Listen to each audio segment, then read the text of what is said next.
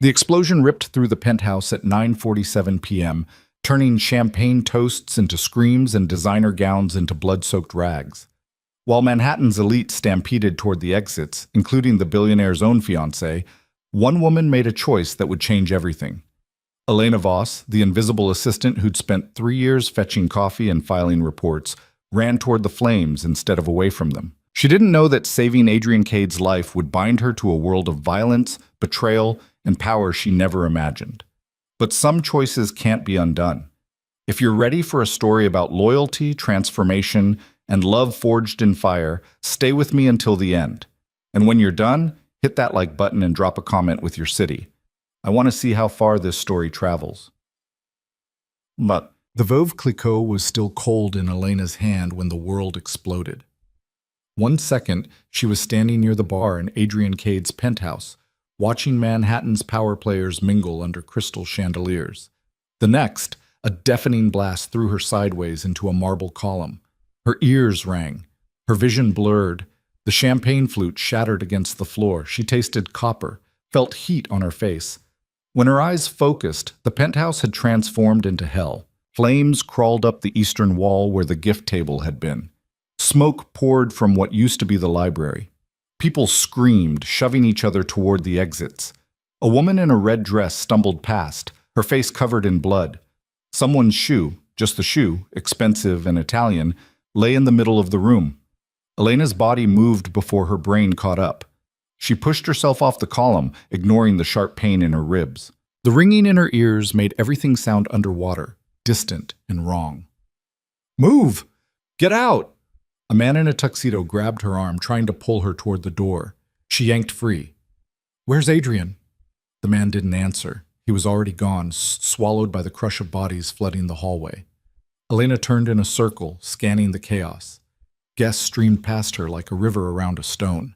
She was invisible to them. She always had been. 3 years as Adrian Cade's executive assistant had taught her that being overlooked was a survival skill in a world of giants. But tonight, being invisible might be the only thing that saved him. She found him near the windows. Adrian Cade, the man whose name could move markets and destroy careers, lay motionless beneath a collapsed section of the ceiling. Blood pooled beneath his head. His eyes were closed. One arm was bent at an angle that made Elena's stomach turn. "Adrian!" She dropped to her knees beside him, her hands hovering over his chest. Was he breathing? She couldn't tell. The smoke was getting thicker. A woman's voice cut through the chaos. "Is he dead?" Elena looked up. Vanessa Chen stood 10 feet away, her white engagement gown streaked with ash. Adrian's fiancée, the woman who was supposed to become Mrs. Cade in 3 months. She held her phone in one trembling hand, her other hand pressed against her mouth. "Call 911, Elena said. Vanessa didn't move. She stared at Adrian's motionless body, her eyes wide and glassy. "Is he dead?" she asked again, louder this time. "He's breathing. Call an ambulance." But Vanessa was already backing away. I can't be here. The press will..." Her voice cracked. I'm sorry. Then she turned and ran. Elena watched her disappear into the smoke-filled hallway. Part of her wanted to scream, to chase Vanessa down and drag her back. But there was no time for that. The fire was spreading. She could feel the heat now, intense and wrong. She turned back to Adrian.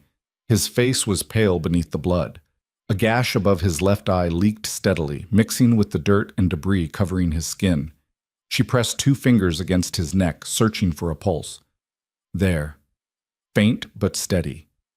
"Okay," she whispered. "Okay, you're not dying on me." She grabbed his shoulders and pulled. He didn't budge. The ceiling beam across his legs was massive, easily 200 pounds of ornate wood and plaster. She tried again, throwing her whole weight into it. Nothing. The smoke was getting darker. Her lungs burned with every breath. "Come on, Adrian. Work with me here."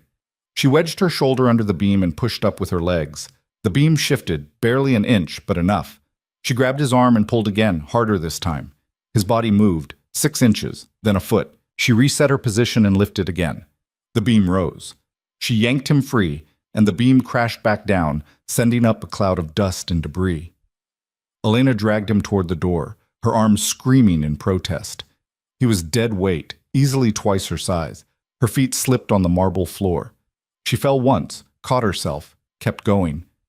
The hallway was chaos. People pushed and shoved, ignoring her completely as she struggled to move Adrian's unconscious body. A man stepped on her hand. She bit back a cry and kept pulling. The elevator was packed. The stairs were her only option. She looked at Adrian, then at the stairwell door 20 feet away. No way she could carry him down 43 flights. But the building was on fire, and the elevators would shut down any second. "Hey!" She grabbed a passing man by his jacket. "Help me get him to the stairs." The man looked at Adrian, then at the flames behind them. "Are you crazy? We need to get out of here." "Then help me move him and we can all get out faster." He hesitated for exactly 2 seconds. Then he grabbed Adrian's other arm. Together, they hauled him to the stairwell. The moment they got through the door, the man dropped Adrian's arm and took off down the stairs without a word. Elena let him go. She sat on the landing, breathing hard, and looked at the man whose empire she'd served for 3 years. Adrian Cade, the wolf of New York real estate. The man who'd made billions buying and selling Manhattan like it was a monopoly board. The man who'd never once looked at her like she was anything more than furniture that occasionally brought him coffee. She should leave him, flag down someone in the stairwell, pass off the responsibility, save herself. Instead, she hooked her arms under his shoulders and started dragging him down the stairs. One step at a time. The ambulance arrived 14 minutes after the explosion. Elena knew because she'd been counting. 14 minutes of dragging Adrian's unconscious body down 43 flights of stairs, stopping every 5 floors to check his pulse, to make sure he was still breathing, to ignore the fact that her arms felt like they were being torn from her shoulders. The paramedics found them on the 18th floor. Elena was sitting on the landing, Adrian's head in her lap, pressing her jacket against the gash above his eye. "Ma'am, we need you to step back." She did. Her legs barely held her weight. They loaded Adrian onto a stretcher, moving with practiced efficiency. One paramedic shone a light in his eyes. Another checked his vitals. A third started an IV line. "Are you injured?" A female paramedic approached Elena, shining a flashlight in her face. "I'm fine." "You're bleeding." Elena looked down. Blood soaked her white blouse. Whether Adrian's or her own, she couldn't tell. Her hands were scraped raw. Her right knee throbbed. "I'm fine," she repeated. The paramedic didn't look convinced, but she had other priorities. "Are you family?" "I'm his assistant." "His fiancée?" "No, she left." The paramedic's expression flickered. Surprise, maybe disgust. But she recovered quickly. "We're taking him to Mount Sinai. You should get checked out too." Elena nodded, but she didn't move. She watched them wheel Adrian toward the emergency exit, his face an unnatural shade of gray beneath the oxygen mask. He looked smaller somehow. Vulnerable.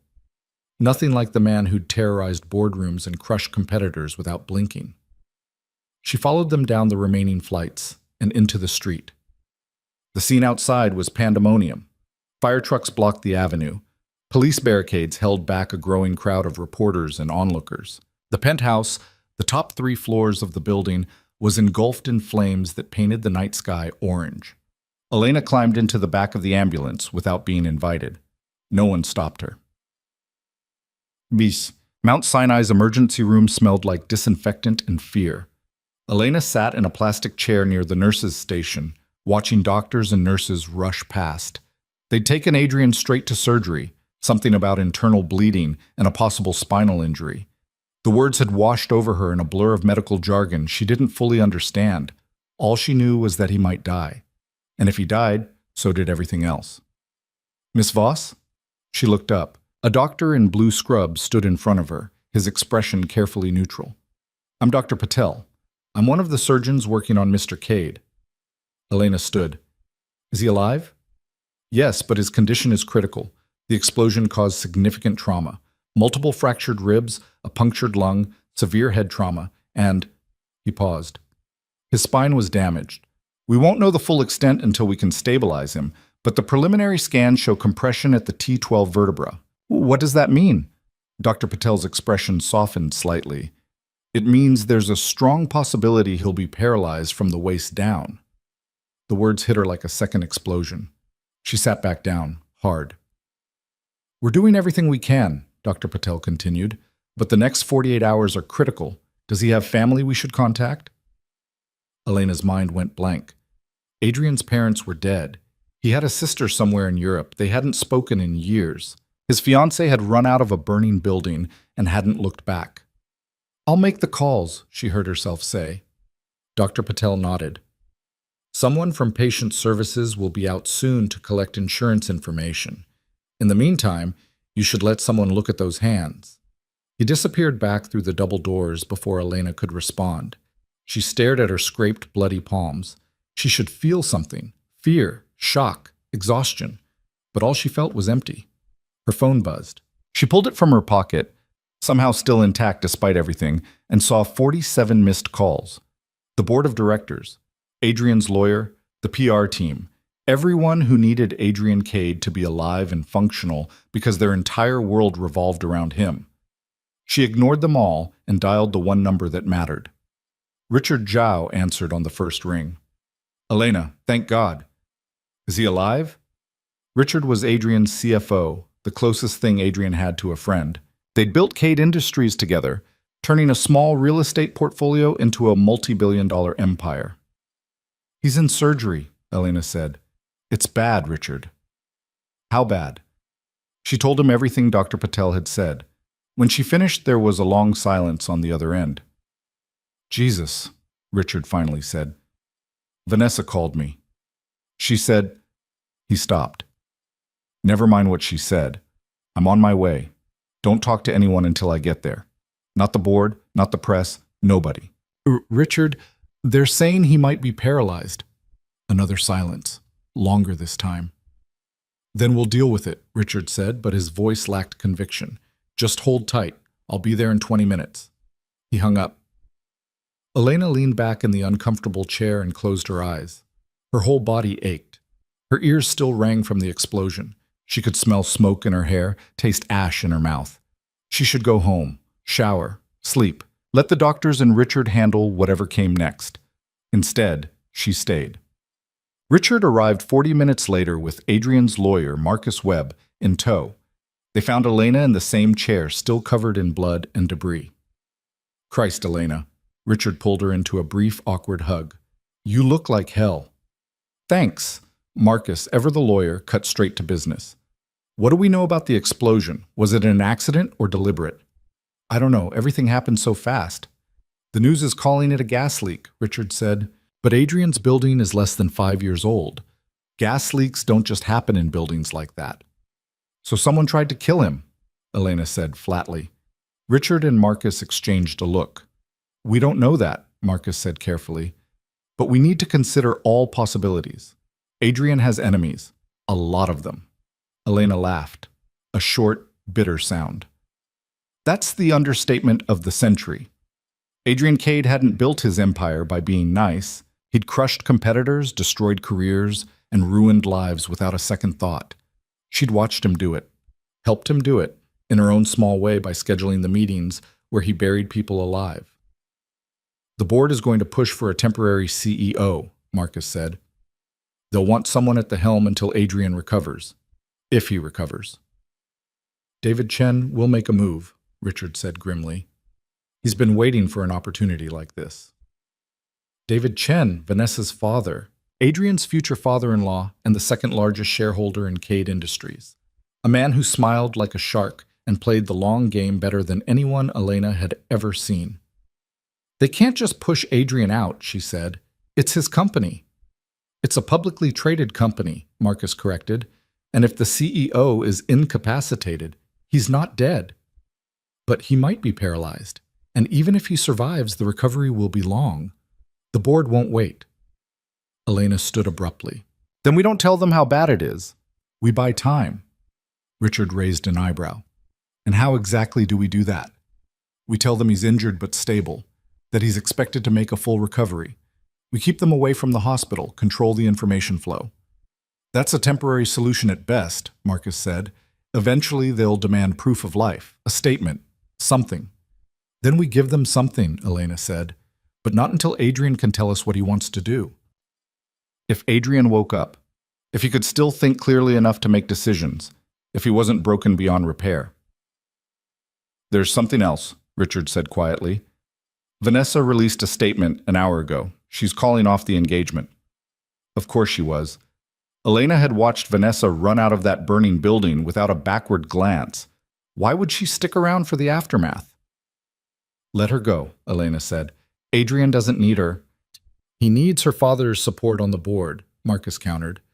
David Chen controls 15% of the voting shares. If he turns against Adrian, then we find someone else to back him. There are other players. Not many who'll back a paralyzed CEO. The words hung in the air like a curse. Elena wanted to argue, to insist that Adrian was more than his body, that his mind was what made him dangerous. But she knew how the world worked.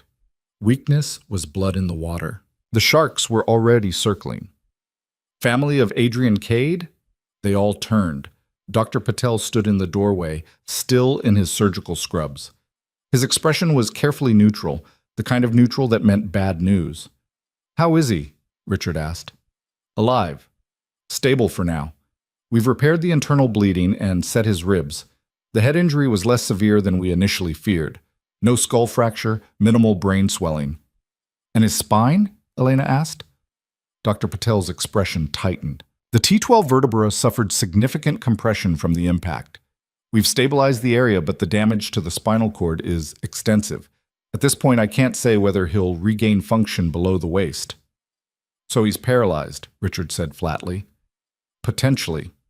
We won't have a clear picture until the swelling goes down and we can run more comprehensive tests. But I want you to prepare for the possibility that this is permanent. Elena felt something crack inside her chest. Not break, that would come later. Just crack, like ice beginning to thaw. Can we see him? She asked. He's in recovery, still sedated. But once we move him to ICU in a few hours, yes, one visitor at a time. Dr. Patel left them with instructions about paperwork and follow-up appointments that Elena barely heard.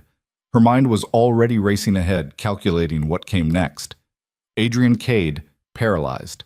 The wolves would tear him apart before he ever left the hospital, unless someone stopped them. We need a plan, she said.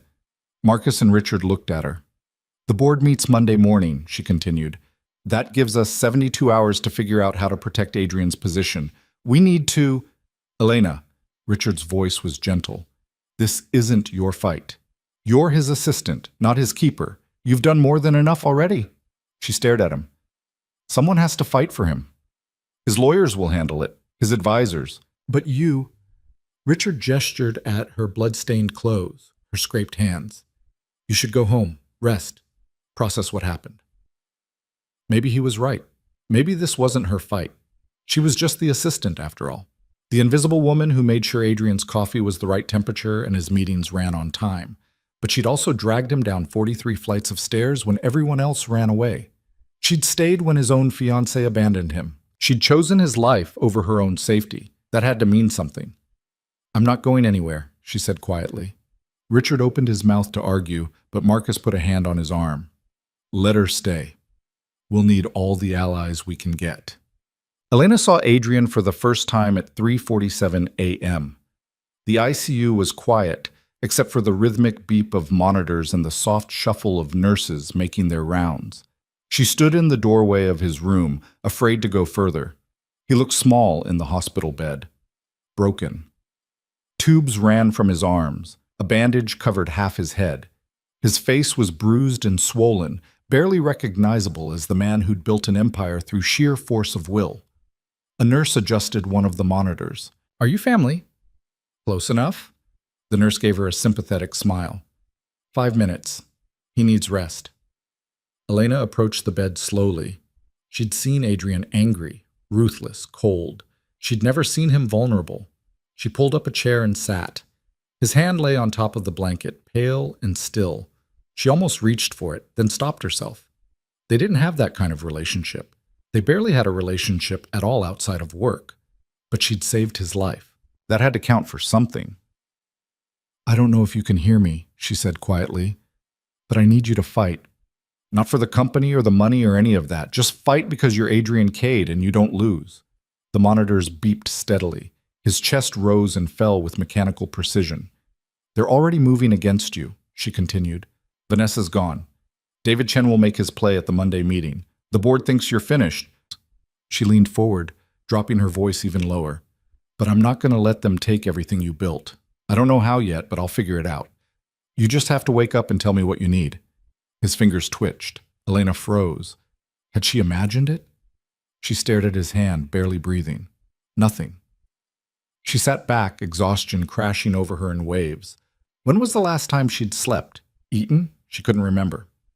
5 minutes are up, the nurse said from the doorway. Elena stood. She looked at Adrian one more time, this man who'd never noticed her, never saw her as anything more than a tool to be used.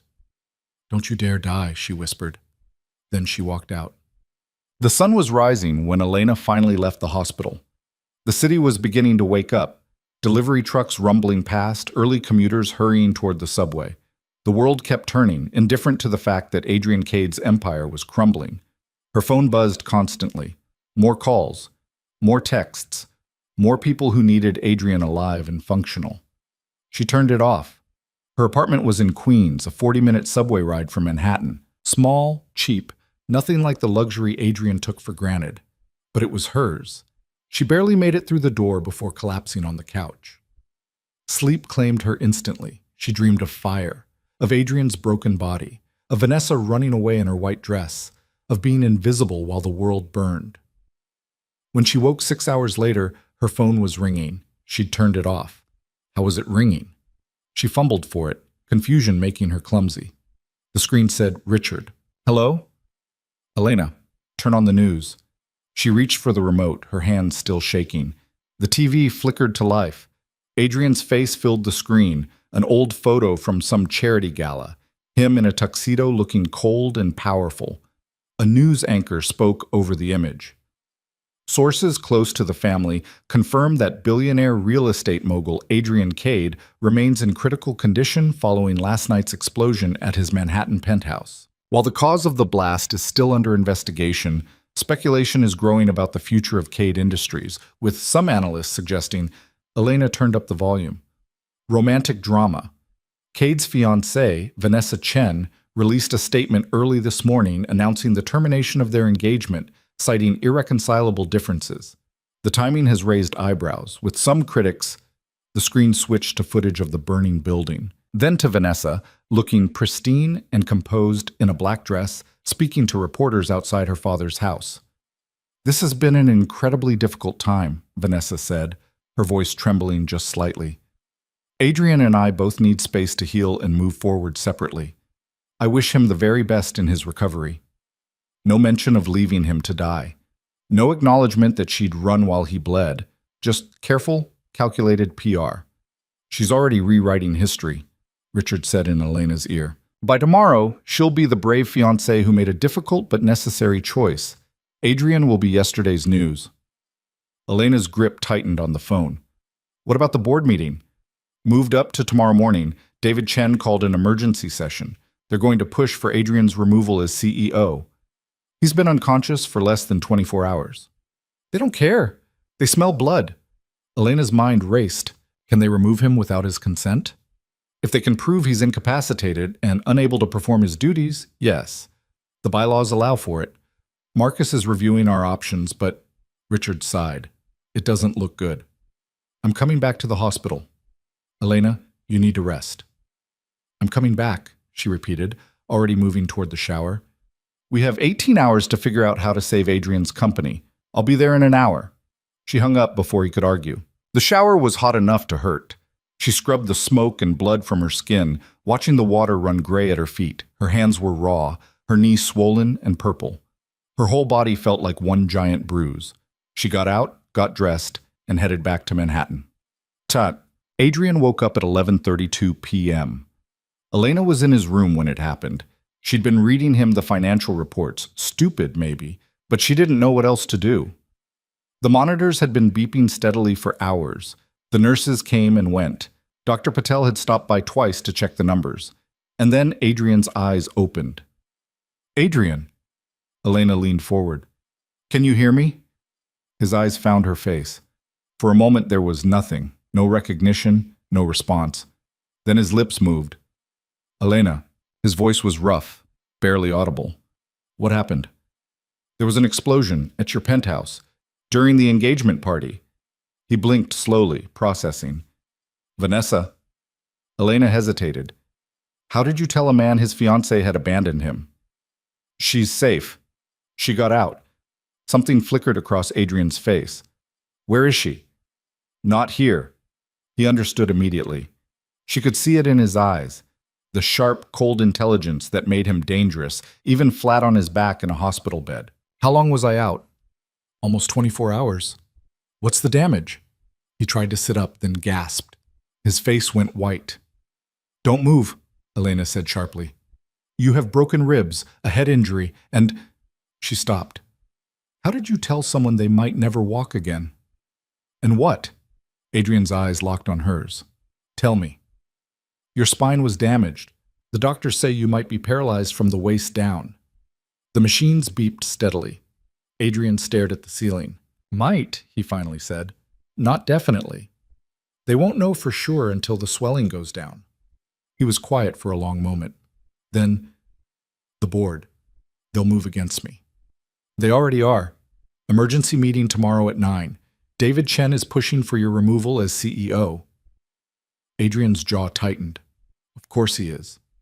Richard and Marcus are working on a defense, but a paralyzed CEO is a liability. He turned his head to look at her. You pulled me out of the fire. It wasn't a question. Yes. Everyone else ran. Yes. Including Vanessa. Elena nodded. Adrian stared at her for a long moment. She couldn't read his expression. The drugs made his eyes glassy, unfocused. But there was something there, something calculating. I need to think, he said. Come back tomorrow morning, 7 a.m., before the board meeting. Adrian, you need to rest? 7 a.m., Elena. Don't be late. His eyes closed. Within seconds, his breathing evened out into sleep. Elena sat there for another 10 minutes, watching him. Then she gathered her things and headed for the door. In the hallway, she nearly collided with a woman in an expensive suit, dark hair, sharp features, eyes that could cut glass. You're the assistant, the woman said. Not a question. I'm Elena Voss. And you are? Catherine Sterling, Adrian's lawyer. His personal lawyer, not the corporate one. She looked Elena up and down. Richard told me what you did, pulling him out of the fire. I did what anyone would do. No. Catherine's smile was cold. You did what no one else did, including his fiancée. That makes you either very brave or very stupid. I'm not sure yet. Catherine laughed, a short, sharp sound. I like you. That's rare. She pulled out a business card and pressed it into Elena's hand. Call me tomorrow after the board meeting. We should talk. She walked away before Elena could respond. Elena looked at the card. Catherine Sterling, attorney at law. A phone number, nothing else. She slipped it into her pocket and headed home. Tomorrow would change everything. She just didn't know how yet. Elena arrived at Mount Sinai at 6:47 a.m. The hospital was quieter at this hour. Early enough that the day shift hadn't fully started, late enough that the night shift was winding down. She bought coffee from the terrible vending machine on the second floor, one black, no sugar, the way Adrian took it, and headed to ICU. He was awake when she arrived. Sitting up slightly, his face tight with pain. Dr. Patel stood beside the bed, reviewing something on a tablet. Miss Voss? Doctor. Patel nodded at her. Perfect timing. I was just explaining to Mr. Cade that we need to run additional tests this morning. The swelling has decreased enough that we can get a clearer picture of the spinal damage. When will you know? Elena asked. Later today, but I want to prepare you both. The preliminary results suggest the damage is significant. We're looking at a long recovery, possibly permanent paralysis. Adrian's expression didn't change. Thank you, Doctor. Doctor. Patel left them alone. Elena set the coffee on the side table. You probably shouldn't drink that with all the medication. Probably not. Adrian picked it up anyway, taking a careful sip. Tastes like shit. It's hospital vending machine coffee. What did you expect? Something almost like a smile flickered across his face. Then it was gone. replaced by the cold, calculating mask he wore like armor. "The board meeting is in 2 hours," he said. "David Chen will push for my immediate removal. He'll argue that I'm incapacitated, unable to fulfill my duties as CEO. The board will vote. I'll lose." "Not if you fight back." "How exactly do I fight from a hospital bed? I can't even feel my legs, Elena." His voice was flat, emotionless, but she could see the rage underneath, the fear. "You fight the way you always fight. You outmaneuver them, find leverage, make them need you more than they want you gone." Adrian was quiet for a moment. Then, "There's only one way to do that. One move that makes me untouchable, even like this." "What?" He looked at her directly. "Marry me." Elena almost dropped her own coffee. "What?" "Marry me. Today, right now, before the board meeting." "Adrian, you're on a lot of drugs."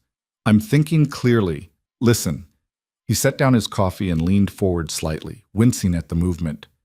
"David Chen wants me out, but if I have a wife, someone who can speak for me, make decisions on my behalf, someone with legal authority, it changes everything. The board can't push me out as easily. They'd have to go through you. That's insane. It's strategy. David thinks he can swoop in and take control while I'm weak. But if you're my wife, you become an obstacle, a complication.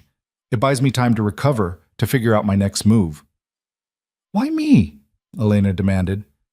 "You could marry anyone, someone with actual power, connections." "You're the one who stayed." Adrian's eyes were hard, clear. "Everyone else ran. My fiancé, my friends, everyone. You stayed. You pulled me out of that fire. That means you're either loyal or crazy, and right now I'll take either one. This is a business transaction to you. Everything is a business transaction. That's how the world works." He paused. "I'm offering you a deal. Marry me. Help me keep my company. In return, I'll make sure you're taken care of, financially, legally, whatever you need." "For how long?" "As long as it takes. Could be 6 months. Could be a year. When this is over, we dissolve the marriage quietly. You walk away with enough money to never worry again." Elena stared at him. Adrian Cade, paralyzed and broken, still playing chess while everyone else barely understood the rules. She should say no. This was crazy. Marrying a man she barely knew. A man who'd never even noticed her before last night. A man whose enemies had just tried to kill him. But she'd dragged him down 43 flights of stairs. She'd sat beside his bed while he fought for his life. She'd watched Vanessa run away and felt something crack inside her chest. Anger, maybe, or disgust at people who only stayed when things were easy. "What happens if you don't recover?" she asked. "If the paralysis is permanent? Then you'll be married to a man who can't walk. But you'll also have more money than you know what to do with and a seat at the table where the real decisions are made." His voice softened slightly. "I won't be easy to deal with, Elena. I'm not a good man. I've destroyed people for less than David Chen is trying to do to me right now. But I keep my word. Marry me, and I'll make sure you never regret it." The machines beeped steadily. Somewhere down the hall, a patient cried out. The hospital kept moving around them, indifferent to the decision being made in this small room. "I need a guarantee," Elena said, "in writing. Legal protection if this goes sideways. Catherine Sterling will draft the agreement. Whatever you want, you'll get. And if I say yes, we do this right now, before the meeting. Right now, there's a hospital chaplain on call. We get the license, sign the papers, make it legal. Then you walk into that boardroom as my wife and tell David Chen to go to hell." Elena looked at the man in the hospital bed. Broken, paralyzed, possibly dying. But still fighting, still refusing to give up. She thought about Vanessa in her white dress, running, about 3 years of being invisible, about the fact that she'd saved this man's life and that had to mean something. "Okay," she said. "I'll do it." Adrian's expression didn't change, but something in his eyes shifted. Relief, maybe. Or calculation. With him, it was always hard to tell. "Call Catherine," he said. "Tell her we need her here in an hour, and tell Richard to stall the board meeting as long as possible." Elena pulled out her phone. Her hands were shaking. In 60 minutes, she'd be married to one of the most dangerous men in New York. And somehow, That seemed like the least crazy thing that had happened in the last 24 hours. Catherine Sterling arrived at the hospital in 43 minutes, wearing a charcoal suit that probably cost more than Elena's rent. She carried a leather briefcase and the kind of confidence that came from never losing. "You're serious about this?" Catherine said, looking between Elena and Adrian. "Completely," Adrian replied. Catherine set her briefcase on the rolling table and pulled out a tablet. "Then we do this properly. Elena, sit. We need to talk terms before you sign anything." Elena sat in the chair beside Adrian's bed. Her heart was racing, but her hands were steady now. Once she made a decision, she committed. That was how she'd survived 3 years working for Adrian Cade. "Standard prenuptial agreement," Catherine said, already typing. "In the event of divorce, you receive a lump sum payment of $5 million plus any property acquired jointly during the marriage." $10 million, Adrian said. Elena's head snapped toward him. "What?" $10 million. She's putting her entire life on hold for this. That's the price. Catherine didn't even blink. $10 million it is. Additionally, Elena will receive full medical coverage under Adrian's insurance, a monthly living allowance of $50,000, and legal immunity from any corporate decisions made during the marriage. "I don't need $50,000 a month," Elena protested. "You're about to become one of the most photographed women in New York," Catherine said. "Trust me, you'll need it. Clothes, security, legal fees when the press tears you apart, which they will." The reality of what she was agreeing to hit Elena like cold water. This wasn't just a legal maneuver. This was stepping into Adrian's world completely. No more invisibility, no more safety in the background. "There's one more thing," Adrian said quietly. "Full power of attorney, medical and financial. If I'm incapacitated, Elena makes the decisions, all of them." Catherine stopped typing. "Adrian, that's non-negotiable. The whole point of this is to keep David Chen from controlling my company while I'm recovering. Elena needs the authority to act on my behalf." "You barely know her." "She saved my life. That's all I need to know." Catherine looked at Elena. "This is a lot of power. Are you prepared for what comes with it?" Elena thought about Vanessa running away, about the board circling like sharks, about Adrian lying broken in a hospital bed, still fighting because that was all he knew how to do. "Yes," she said. "Then let's make it official." Catherine pulled up a document on her tablet. "This is the marriage contract. Read it carefully. If you have questions, ask now. Once you sign, it's binding." Elena read through the legalese slowly. $10 million upon dissolution of marriage. Monthly allowance. Full power of attorney. A clause about public appearances and media obligations. Another about maintaining separate residences if desired. Everything was spelled out in excruciating detail. "What about after?" Elena asked. "When this is over and we divorce, what happens to my reputation?" "There's a non-disparagement clause," Catherine said. "Neither party can speak negatively about the other publicly. Beyond that, your reputation is your own to manage." "Which means it'll be destroyed," Elena said flatly. Adrian shifted in the bed, his face tight with pain. "I can't protect you from public opinion, but I can make sure you never have to worry about money again. That's the trade." It was honest, at least. No promises he couldn't keep. No reassurances that everything would be fine. Just the cold, hard reality of the deal. Elena picked up the stylus. Her hand hovered over the signature line. 3 years ago, she'd come to New York with nothing but a communications degree and desperation. She'd taken a job as Adrian Cade's assistant because it paid well, and she needed to eat. She'd made herself invisible because that was how you survived in his orbit. But she'd stopped being invisible the moment she ran toward that fire, instead of away from it. She signed. Catherine witnessed the signature, then pulled up another document. "Now the marriage license application. We'll need your IDs." 20 minutes later, the paperwork was complete. Catherine made 3 phone calls. One to a hospital administrator, one to someone at City Hall, and one to a chaplain who apparently owed her a favor. "The chaplain will be here in 15 minutes, Catherine said, packing up her briefcase. "The license is being expedited. By 9:30, you'll be legally married." "What about the board meeting?" Elena asked. "Richard's stalling them, but they won't wait much longer. You need to be there by 10 at the latest." Catherine paused at the door. "Elena, are you sure about this?" "Too late to back out now." "It's never too late. Not until you say the words. Elena looked at Adrian. He was watching her with those cold, calculating eyes. This was a transaction to him, a chess move. She knew that. But somewhere underneath the calculation, there was desperation, fear. The terror of a man who'd built everything through control and was suddenly completely powerless. "I'm sure," Elena said. Catherine nodded and left. The room fell quiet. Just the machines beeping and the distant sounds of the hospital.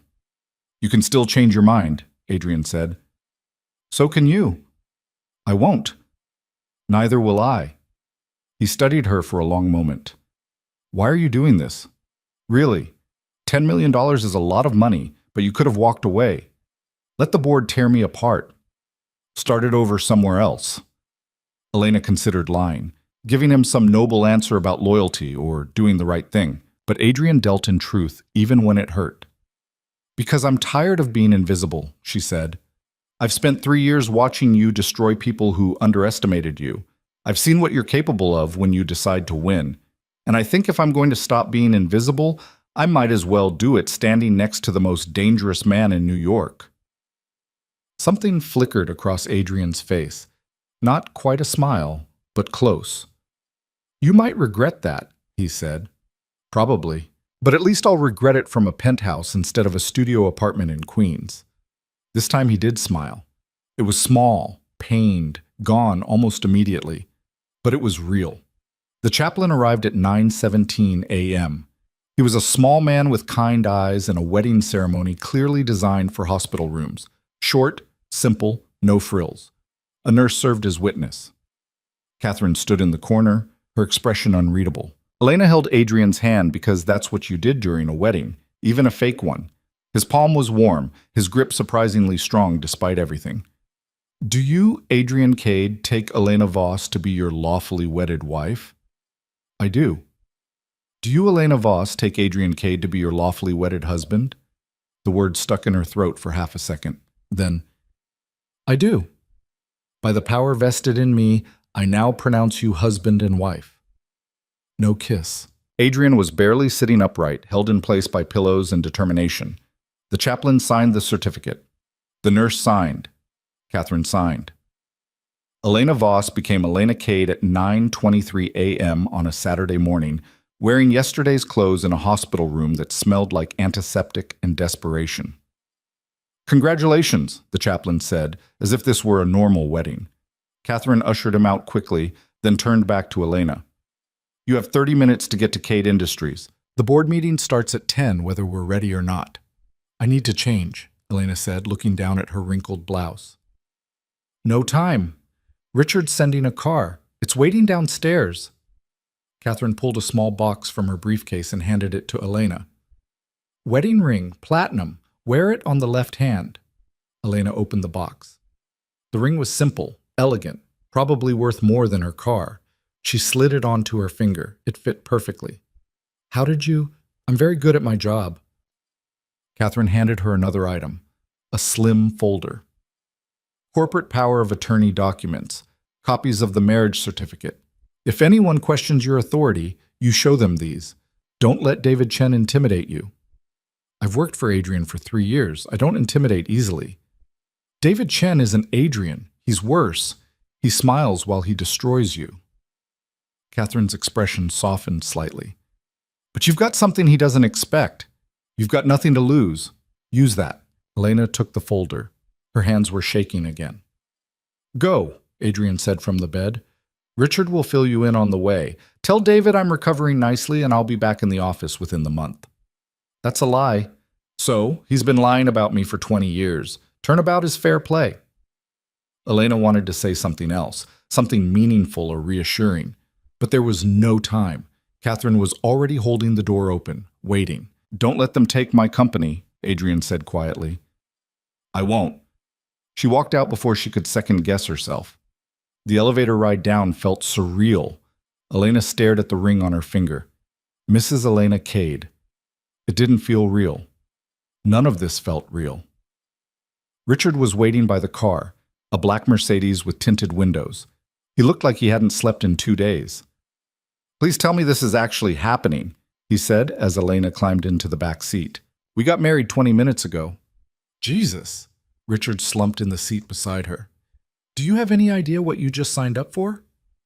A $10 million divorce settlement and a monthly allowance that's more than I made in a year. Yeah, I read the contract. I'm not talking about the money. David Chen is going to come after you with everything he has. The press will tear you apart. You'll have death threats by Monday. Then I guess it's a good thing I'm not doing this for the attention. Richard studied her face. Why are you doing this? Because someone has to. The car pulled into traffic. Manhattan streamed past the windows, Saturday morning crowds, tourists with cameras, street vendors setting up their carts. The city didn't care that Elena's entire life had just changed. The board is out for blood, Richard said. David's been working the phones all night, consolidating support. He's got at least 6 votes, maybe 7. We need 9 to block him. Who's on our side? Me, Marcus. Patricia Okonkwo from the pension fund. She's been with Adrian since the beginning. That's 3 for sure. Maybe 4 if we can convince Thomas Warren, but he's a coward. He'll go whichever way looks safest. So we make staying with Adrian look safe. How? The man can't walk. He might never walk again. Half the board thinks he's a liability now. Elena opened the folder Catherine had given her. Marriage certificate, power of attorney, legal documents that made her Adrian Cade's official representative in all matters. Then we show them that Adrian's mind is what made him dangerous, not his legs, she said. And right now his mind is telling them through me that any move against him will be crushed. Richard was quiet for a moment. Then he laughed, tired and slightly hysterical. You sound like him. I've been learning from him for 3 years. About time I put it to use.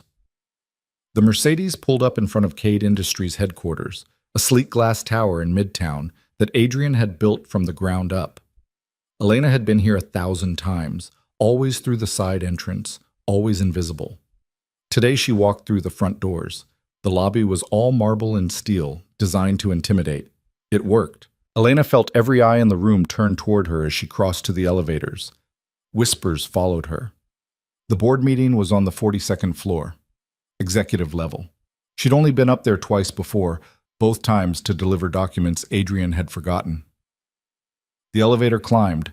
Richard stood beside her, straightening his tie nervously. When we go in there, he said, let me do the talking first. I'll introduce you, explain the situation, then you back me up. No. Richard blinked. No? If I let you introduce me, it makes me look weak, like I need permission to be here. Elena watched the floor numbers climb. I walk in first. I tell them who I am and why I'm there. Then you back me up. Elena, these are some of the most powerful people in New York. And I'm married to the man who made half of them rich. That gives me power too. The elevator dinged, 42nd floor. The doors opened onto a reception area where Adrian's executive assistant, former executive assistant, Elena corrected herself, sat behind a massive desk. Miranda looked up, her expression shifting from professional to shocked in half a second. Elena, what are you doing here? Going to a board meeting. But you can't just... Elena walked past without stopping. Richard hurried to keep up. The boardroom doors were solid oak, designed to muffle whatever happened inside. Elena could hear raised voices even through the wood. She pushed the doors open without knocking. 9 people sat around an enormous table. The conversation died the instant she entered. David Chen sat at the head of the table, Adrian's seat. He was a handsome man in his 60s, silver hair perfectly styled, suit perfectly tailored. He smiled when he saw Elena, but his eyes were cold. Miss Voss, this is a closed meeting. It's Mrs. Cade now, Elena said, walking to the empty chair halfway down the table. And since I'm Adrian's wife and hold his power of attorney, I have every right to be here. The room exploded. That's impossible. Since when... David, did you know about this? David Chen held up one hand. The room fell silent instantly. That was power, the ability to quiet a room with a gesture. That's quite a claim, David said smoothly. Do you have proof? Elena set the folder on the table and opened it. She slid the marriage certificate across to him. We were married this morning at Mount Sinai. Hospital chaplain, legal witnesses, completely binding. David picked up the certificate, studied it, set it down carefully. His expression never changed. "How convenient," he said. Adrian gets blown up, his fiancée leaves him, and suddenly his assistant becomes his wife. Forgive me for being suspicious of the timing. The timing is exactly why we did it. Adrian knew you'd make a move against him the second he showed weakness. Adrian is paralyzed. That's not weakness. That's reality. Adrian is recovering. He'll be back in this office within a month. Will he? David leaned back in his chair. Because the doctors I spoke with had a very different prognosis. Elena kept her face neutral, but inside alarm bells rang. David had already gotten to the medical staff. He'd been planning this before Adrian even woke up. "Whatever the doctors told you is privileged information," Richard said, stepping up beside Elena. "You had no right to access it. I have every right to protect this company's interests, and right now, those interests are threatened by a CEO who may never work again." David looked around the table. "Which is why we're voting today on temporary leadership until Adrian is capable of resuming his duties." "You mean voting to replace him permanently?" Elena said. "I mean exactly what I said. Temporary? 6 months, maybe a year. Time for Adrian to recover without the pressure of running a multi-billion-dollar company." It sounded reasonable. That was the trap. David was too smart to push for immediate removal. That would look like a coup. Instead, he'd frame it as concern for Adrian's health. Temporary leadership that would become permanent the moment Adrian showed any continued weakness. "And who would this temporary CEO be?" Elena asked, though she already knew. "The board would vote, but I'd be willing to serve if asked." Of course he would. Elena looked around the table. 9 faces, all watching her. Some sympathetic, some calculating, all waiting to see what she'd do. She thought about Adrian in that hospital bed, broken but still fighting. About Vanessa running away. About 3 years of being invisible while powerful people made decisions that affected thousands of lives. "No," she said. David raised an eyebrow. "No?" "No vote. No temporary CEO. Adrian remains in charge, and I act as his proxy until he's able to return physically." "That's not how this works." "That's exactly how this works. I have full power of attorney. Adrian's authority is my authority." Elena pulled out another document from the folder. This was filed with the corporate office this morning. Legal, binding, and completely within the bylaws. She slid it across the table to David. He read it slowly. His jaw tightened almost imperceptibly. "This is highly irregular," he said. "So is trying to remove a CEO less than 48 hours after he almost died." Someone down the table, Patricia Okonkwo, the pension fund manager, laughed. It was quickly stifled, but the damage was done. The room's energy shifted slightly. "Mrs. Cade," Patricia said, her Nigerian accent crisp and professional.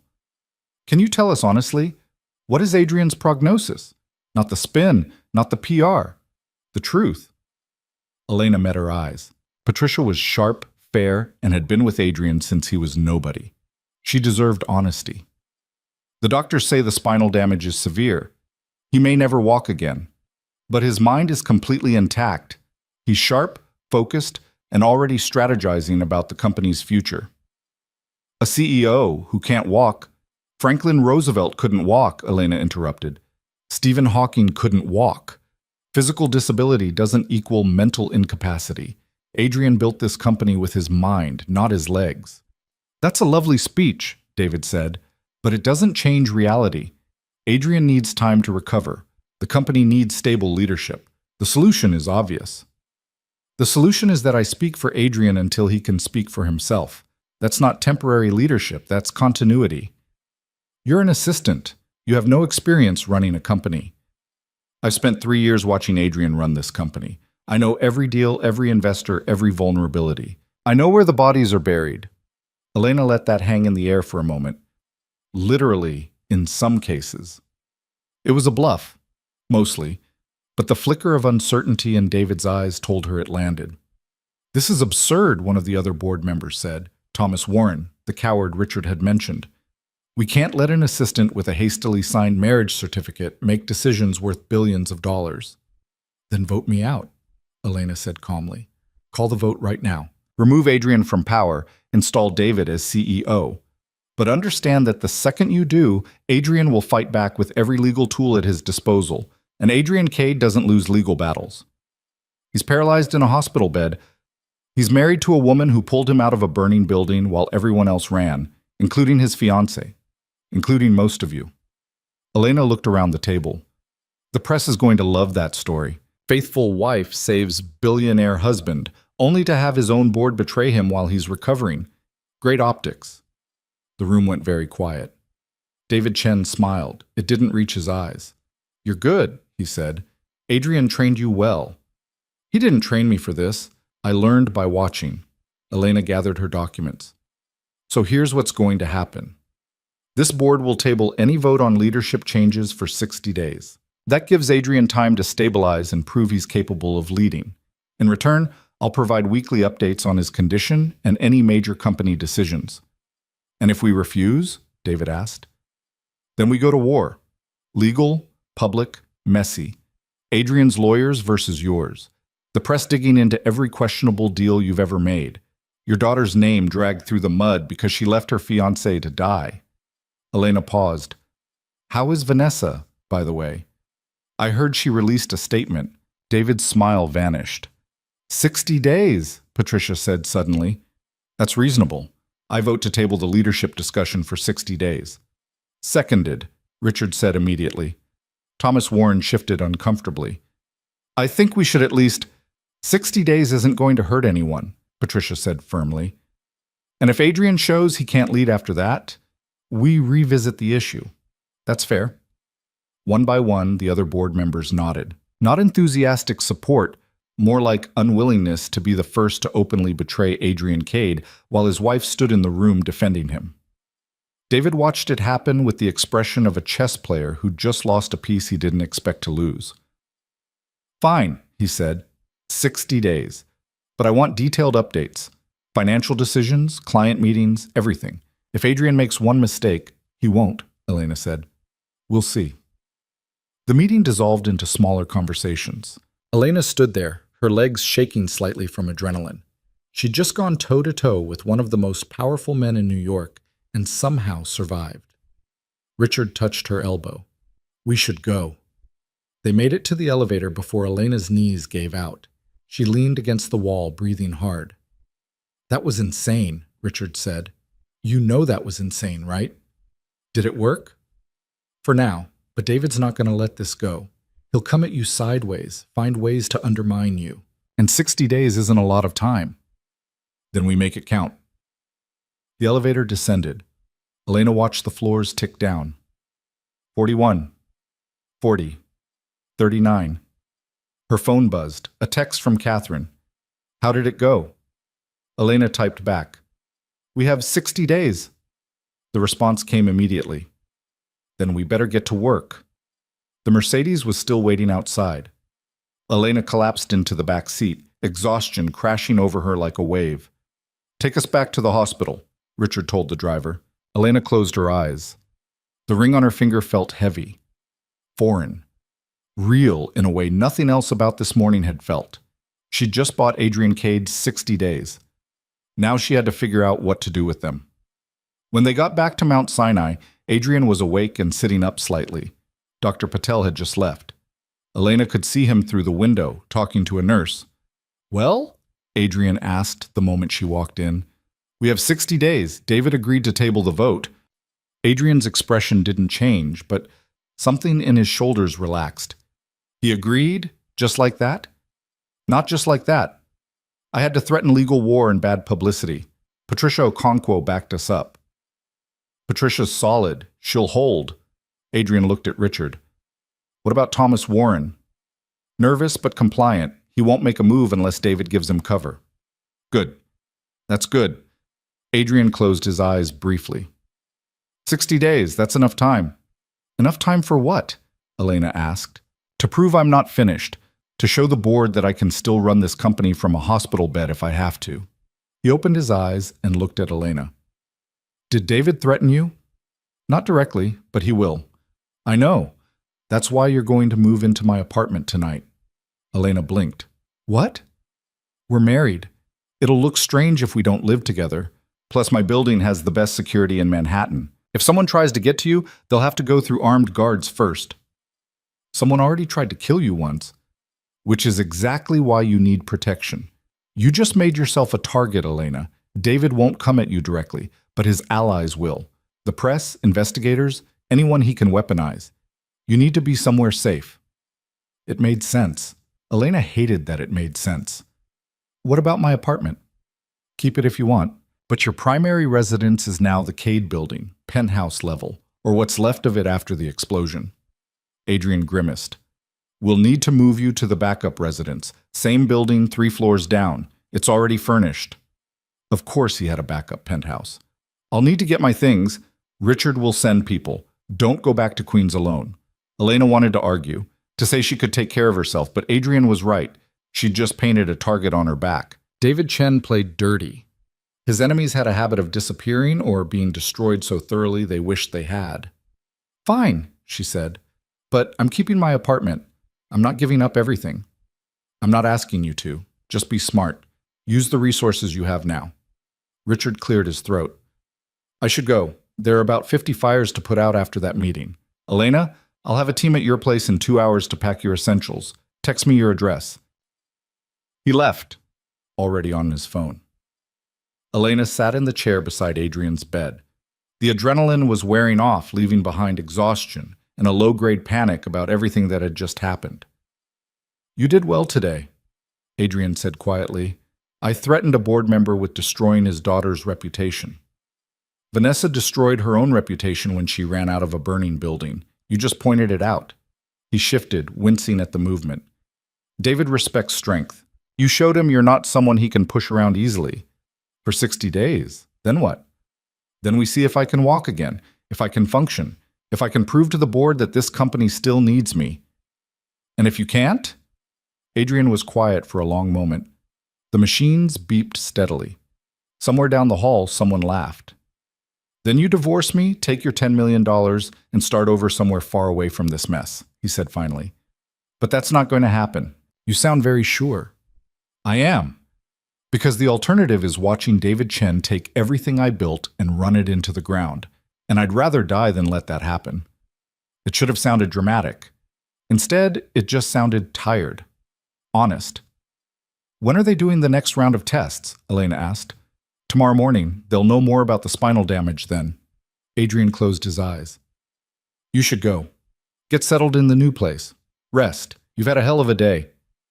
So have you. I'm used to it.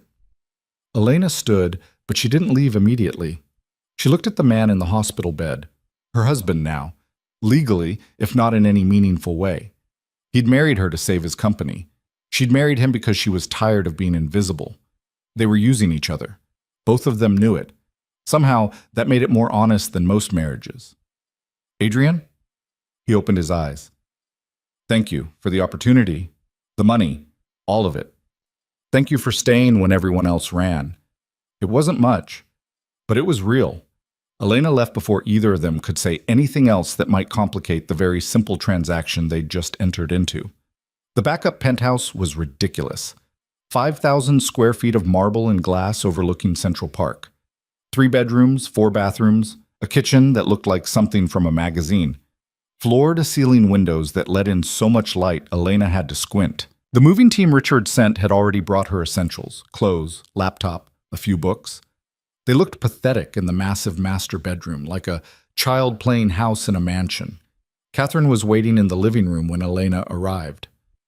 Welcome home, she said, gesturing around the space. What do you think? I think I'm going to get lost trying to find the bathroom. You'll adjust. Everyone does. Catherine pulled out her tablet. We need to talk about next steps. The press is already running stories about your marriage. Most of them aren't kind. Let me guess. Gold digger? Social climber? Those are the polite ones. There's also speculation that you orchestrated the explosion to get close to Adrian. Elena laughed, sharp and bitter. That's insane. Doesn't matter. People will believe it anyway, which is why we need to control the narrative. Catherine pulled up a document. I've drafted a statement for you to release. Simple, sympathetic, focused on Adrian's recovery rather than your relationship. Elena read it. Standard PR language about privacy, love, supporting her husband during a difficult time. This makes me sound like a doormat, she said. It makes you sound like a devoted wife. That's what people want to see right now. What if I don't care what people want to see? Catherine looked at her for a long moment. Then you'll make this harder than it needs to be. But if you want my advice, and you should, because I'm very good at this, play the part for now. Let people underestimate you. It makes the eventual reveal more devastating. What reveal? That you're not Adrian's nurse or his trophy wife. That you're the woman who saved his life and now holds the keys to his empire. Catherine smiled. David Chen thinks you're a pawn. Show him you're a queen. Elena looked out the window at Central Park spread out below. From up here, everything looked small, manageable. She knew it was an illusion. Release the statement, she said. But I'm not doing interviews. Not yet. Agreed. We wait until Adrian's strong enough to appear with you, united front. Catherine gathered her things. Get some rest. Tomorrow the real work begins. After Catherine left, Elena wandered through the penthouse. Everything was perfect, expensive, cold. Nothing like the tiny apartment in Queens where she'd lived for 3 years. She missed it already. Her phone buzzed, a text from an unknown number. You made a mistake today. Elena stared at it. Then another message arrived. Adrian's protection won't last forever. She blocked the number and set the phone down. Her hands were shaking. Welcome to your new life, she thought. Death threats before dinner. She ordered takeout, Thai food from a place that probably cost 3 times what she used to spend, and ate alone at the massive dining table. Then she went to bed in sheets that cost more than her monthly rent used to be, and didn't sleep at all. The death threats started coming in earnest by Monday morning. Elena woke to 47 messages on her phone, half from reporters demanding interviews, half from anonymous accounts telling her to die in various creative ways. She blocked them systematically while drinking coffee that cost more per pound than her old weekly grocery budget. The view from the penthouse was spectacular. Central Park stretched out below, trees still holding on to their late autumn colors. People jogging, tourists taking photos. Life continuing as if Elena's entire world hadn't been ripped apart and reassembled in the span of 72 hours. Her phone rang. Richard. Have you seen the news? He asked without preamble. I've been avoiding it. Stop avoiding it. You need to know what you're dealing with. Elena pulled up the news on her laptop. Her face was everywhere. Grainy photos from the hospital, her walking into Cade Industries on Saturday, old pictures someone had dug up from her college days, back when she was nobody. The headlines were worse than Catherine had warned. Mystery woman marries billionaire after explosion. Adrian Cade's new wife. Gold digger or guardian angel? From assistant to Mrs. Cade, the Cinderella story no one believes. One tabloid had already found her old roommate from college, who'd apparently told them Elena was always ambitious and knew what she wanted. It was meant to sound sinister. Mostly it made Elena sound competent. This is going to get worse before it gets better, Richard said. David's people are feeding stories to the press, painting you as an opportunist who took advantage of Adrian when he was vulnerable. Let them. The board gave us 60 days. I don't care what the tabloids say. You should care. Public opinion matters. If the narrative becomes that you manipulated Adrian, then we change the narrative. How's Adrian? A pause. Not great. Doctor. Patel ran the tests yesterday. The spinal damage is worse than they initially thought. They're talking about surgery, but it's high risk. There's a chance it could make things worse instead of better. Elena set down her coffee. Does Adrian know? He knows. He wants to talk to you about it. Can you get to the hospital by 9? I'll be there. She hung up and stared at her reflection in the window. Dark circles under her eyes. Hair that needed washing. She still looked like an assistant pretending to be something she wasn't. Maybe that's all she'd ever be. She showered, dressed in one of the designer outfits Catherine had sent over, black suit, professional, armor disguised as fashion, and headed to Mount Sinai. The hospital lobby was different this time. People recognized her, whispered as she passed. A security guard stopped her at the elevator. Mrs. Cade, we've been instructed to escort you to the ICU. I know the way. Hospital policy. After the threats. Elena's stomach tightened. What threats? Someone called in a bomb threat this morning, mentioned you by name. It was a hoax, but administration wants to be careful. Perfect. Now she was getting hospital's bomb threats. The guard escorted her to Adrian's room. Dr. Patel was inside, along with another doctor Elena didn't recognize, an older man with steel gray hair and the kind of steady hands that came from years of surgery. Adrian looked worse than he had on Saturday, paler, thinner. The fight in his eyes dimmed slightly by pain and exhaustion. "Elena," he said when she entered. "Good. You should hear this." Dr. Patel gestured to the other doctor. "This is Dr. James Reeves. He's one of the top neurosurgeons in the country. We brought him in to consult on Adrian's case." Dr. Reeves stepped forward. "Mrs. Cade, I've reviewed your husband's scans extensively. The damage to his T12 vertebra is significant. Without intervention, he'll remain paralyzed from the waist down permanently." "And with intervention?" Elena asked. "There's a surgical procedure we can attempt. It involves decompressing the spinal cord and stabilizing the vertebra with titanium rods. If successful, Adrian could regain some function, possibly full function, though that's optimistic. And if it's not successful?" Dr. Reeves' expression was carefully neutral. "There's a 15% chance of complete paralysis extending higher up the spine, possibly to the neck. There's also a risk of infection, blood clots, and in worst-case scenarios, death on the operating table."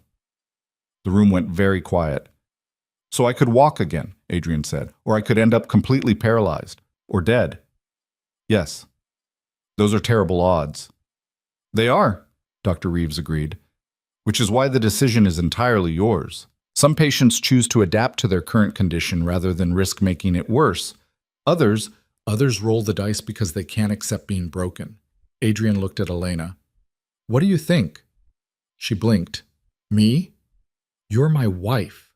You have power of attorney. If I'm unconscious on that operating table and something goes wrong, you'll be the one making decisions, so I want to know what you think." Elena looked between the three men. Dr. Patel, sympathetic but professional. Dr. Reeves, detached and clinical. Adrian watching her with those cold, calculating eyes that somehow expected her to have an answer. "I think it's your body and your choice," she said carefully. "That's a politician's answer. I want your actual opinion." "My actual opinion is that I've known you for 3 years and you'll never be satisfied staying in a wheelchair.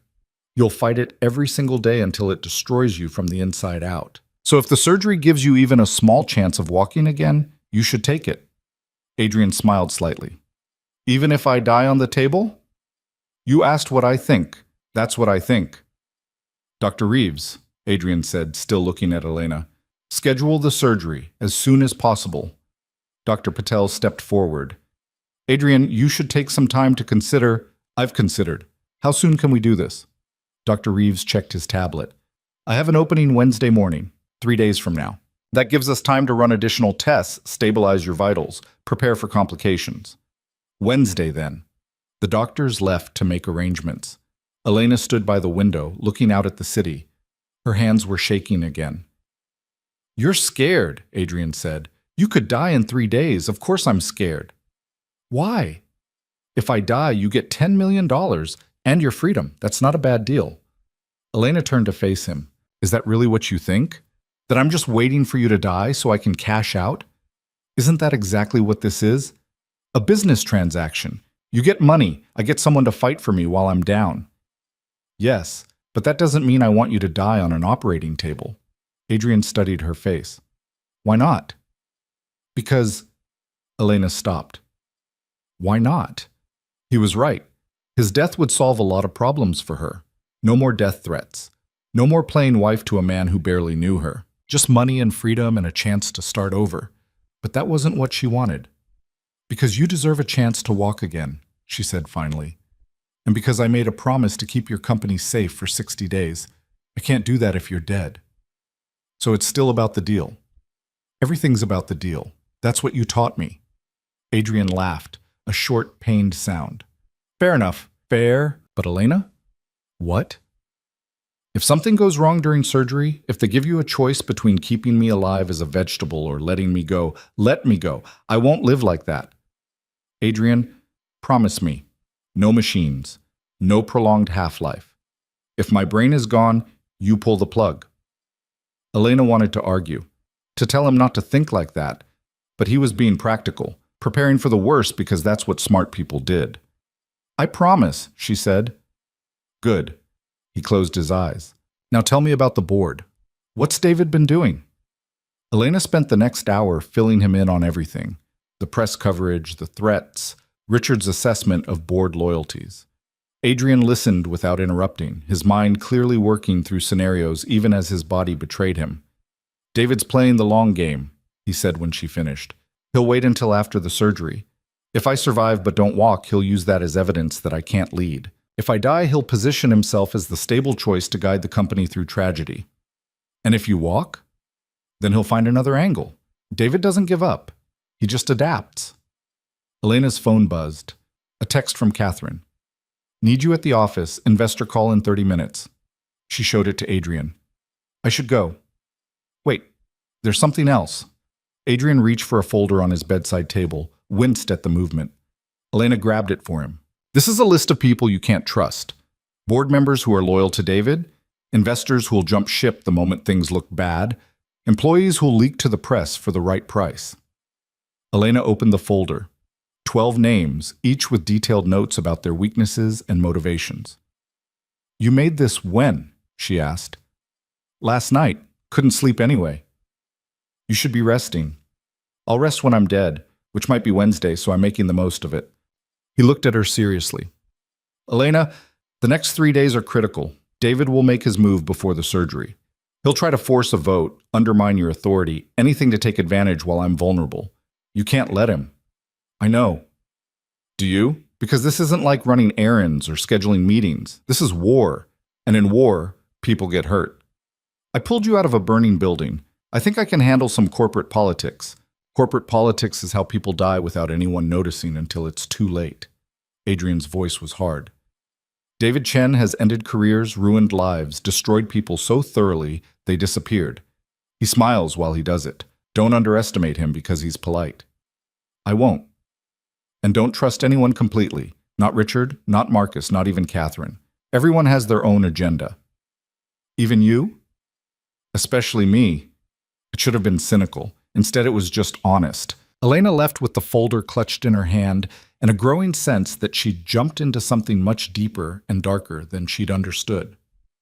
The investor call was a disaster. Elena sat in Adrian's office, her office now, technically, with Richard and Marcus flanking her. On the screen were 6 major investors who collectively controlled 20% of Cade Industries stock. The lead investor, a man named Harrison Webb, didn't bother with pleasantries. "Mrs. Cade, we're concerned about the company's direction given Adrian's condition. We'd like assurances that leadership is stable." "Leadership is stable," Elena said. "Adrian is recovering and maintaining full strategic oversight. I'm handling day-to-day operations under his direction. With all due respect, you're an assistant. No offense, but you're not qualified to run a multi-billion-dollar real estate empire." "With all due respect, Mr. Webb, I've spent 3 years learning from the man who built this empire. I know every asset, every liability, every strategic priority. What I lack in formal experience, I make up for in direct knowledge." "That's not reassuring." "Then perhaps you should ask yourself why you invested in a company so dependent on one man that his temporary absence causes panic. Maybe the problem isn't my qualifications. Maybe it's your due diligence." Richard kicked her under the table. Elena ignored him. Harrison Webb's face reddened. "Are you suggesting we don't know how to invest?" "I'm suggesting that Adrian Cade built something stronger than any one person. The company will survive his recovery because he built it to survive. If you don't believe that, sell your shares. I'm sure someone else will buy them." The silence on the call was deafening. Finally, another investor, a woman named Sarah Chen, no relation to David, spoke up. "Mrs. Cade, what's Adrian's timeline for returning to full capacity?" "He's having surgery Wednesday. If successful, he'll begin rehabilitation immediately. We expect him back in the office within 3 months." "And if the surgery isn't successful?" Elena met Sarah's eyes through the screen. "Then we adapt. Adrian's value isn't in his ability to walk. It's in his ability to think 10 moves ahead of everyone else. That hasn't changed." The call ended 20 minutes later with no concrete commitments either way. The investors would monitor the situation and reassess their positions based on Adrian's recovery, which meant they were hedging their bets. The moment the screen went dark, Richard exploded. "What the hell was that? You basically told Harrison Webb to go screw himself." He was being condescending. "He's an investor worth $200 million. You smile and take the condescension." "I'm not going to grovel." Adrian wouldn't grovel. Adrian could afford not to grovel because he had 20 years of success backing him up. "You have 3 days." Richard ran his hand through his hair. "Christ, Elena, we're trying to keep this company together, not burn it down. They need to know I'm not a pushover. If I roll over for the first person who questions me, I'll spend the next 60 days getting walked all over." Marcus, who'd been quiet until now, spoke up. "She's right, Richard." "What?" "Elena's right. Those investors were testing her. If she'd been apologetic or weak, they'd have lost confidence immediately. At least this way they know she'll fight." "Fighting isn't the same as being reckless." "Sometimes it is." Marcus looked at Elena. "But you need to be more strategic about when you fight. Pick your battles. Harrison Webb is an ass, but he's a useful ass. Make him an enemy and we lose access to his network." Elena nodded slowly. "I'll apologize. Frame it as stress from Adrian's condition." "Good. Send a personal email, not through official channels. Make it human." Marcus gathered his papers. "I have another meeting. Richard, walk me out." They left Elena alone in the office. She sat in Adrian's chair, massive, leather, designed to intimidate. It felt ridiculous, like a child playing dress-up in her father's clothes. Her phone buzzed. Another anonymous text. "Enjoy Wednesday. Maybe you'll be a widow by dinner." Elena deleted it without responding, but her hands were shaking when she set the phone down. Catherine appeared in the doorway. "Bad call? How did you know?" "Richard looked like he wanted to strangle you. That's usually a sign." Catherine sat across from Elena. "What happened?" Elena told her about the investor call. Catherine listened without interrupting, her expression unreadable. "You need media training," she said when Elena finished, "before you talk to anyone else important. I'll set it up for tomorrow." "I don't have time for media training." "You don't have time not to. Right now you're making enemies faster than you can count them. Some of that is inevitable, but some of it is because you don't know how to play the game yet." Adrian said this was war. It is. But war has rules. Break them strategically, not accidentally. Catherine pulled up her tablet. "I've been digging into the explosion. The official story is a gas leak, but that's bullshit. The building was inspected 2 months ago. Everything was clean. So someone planted a bomb.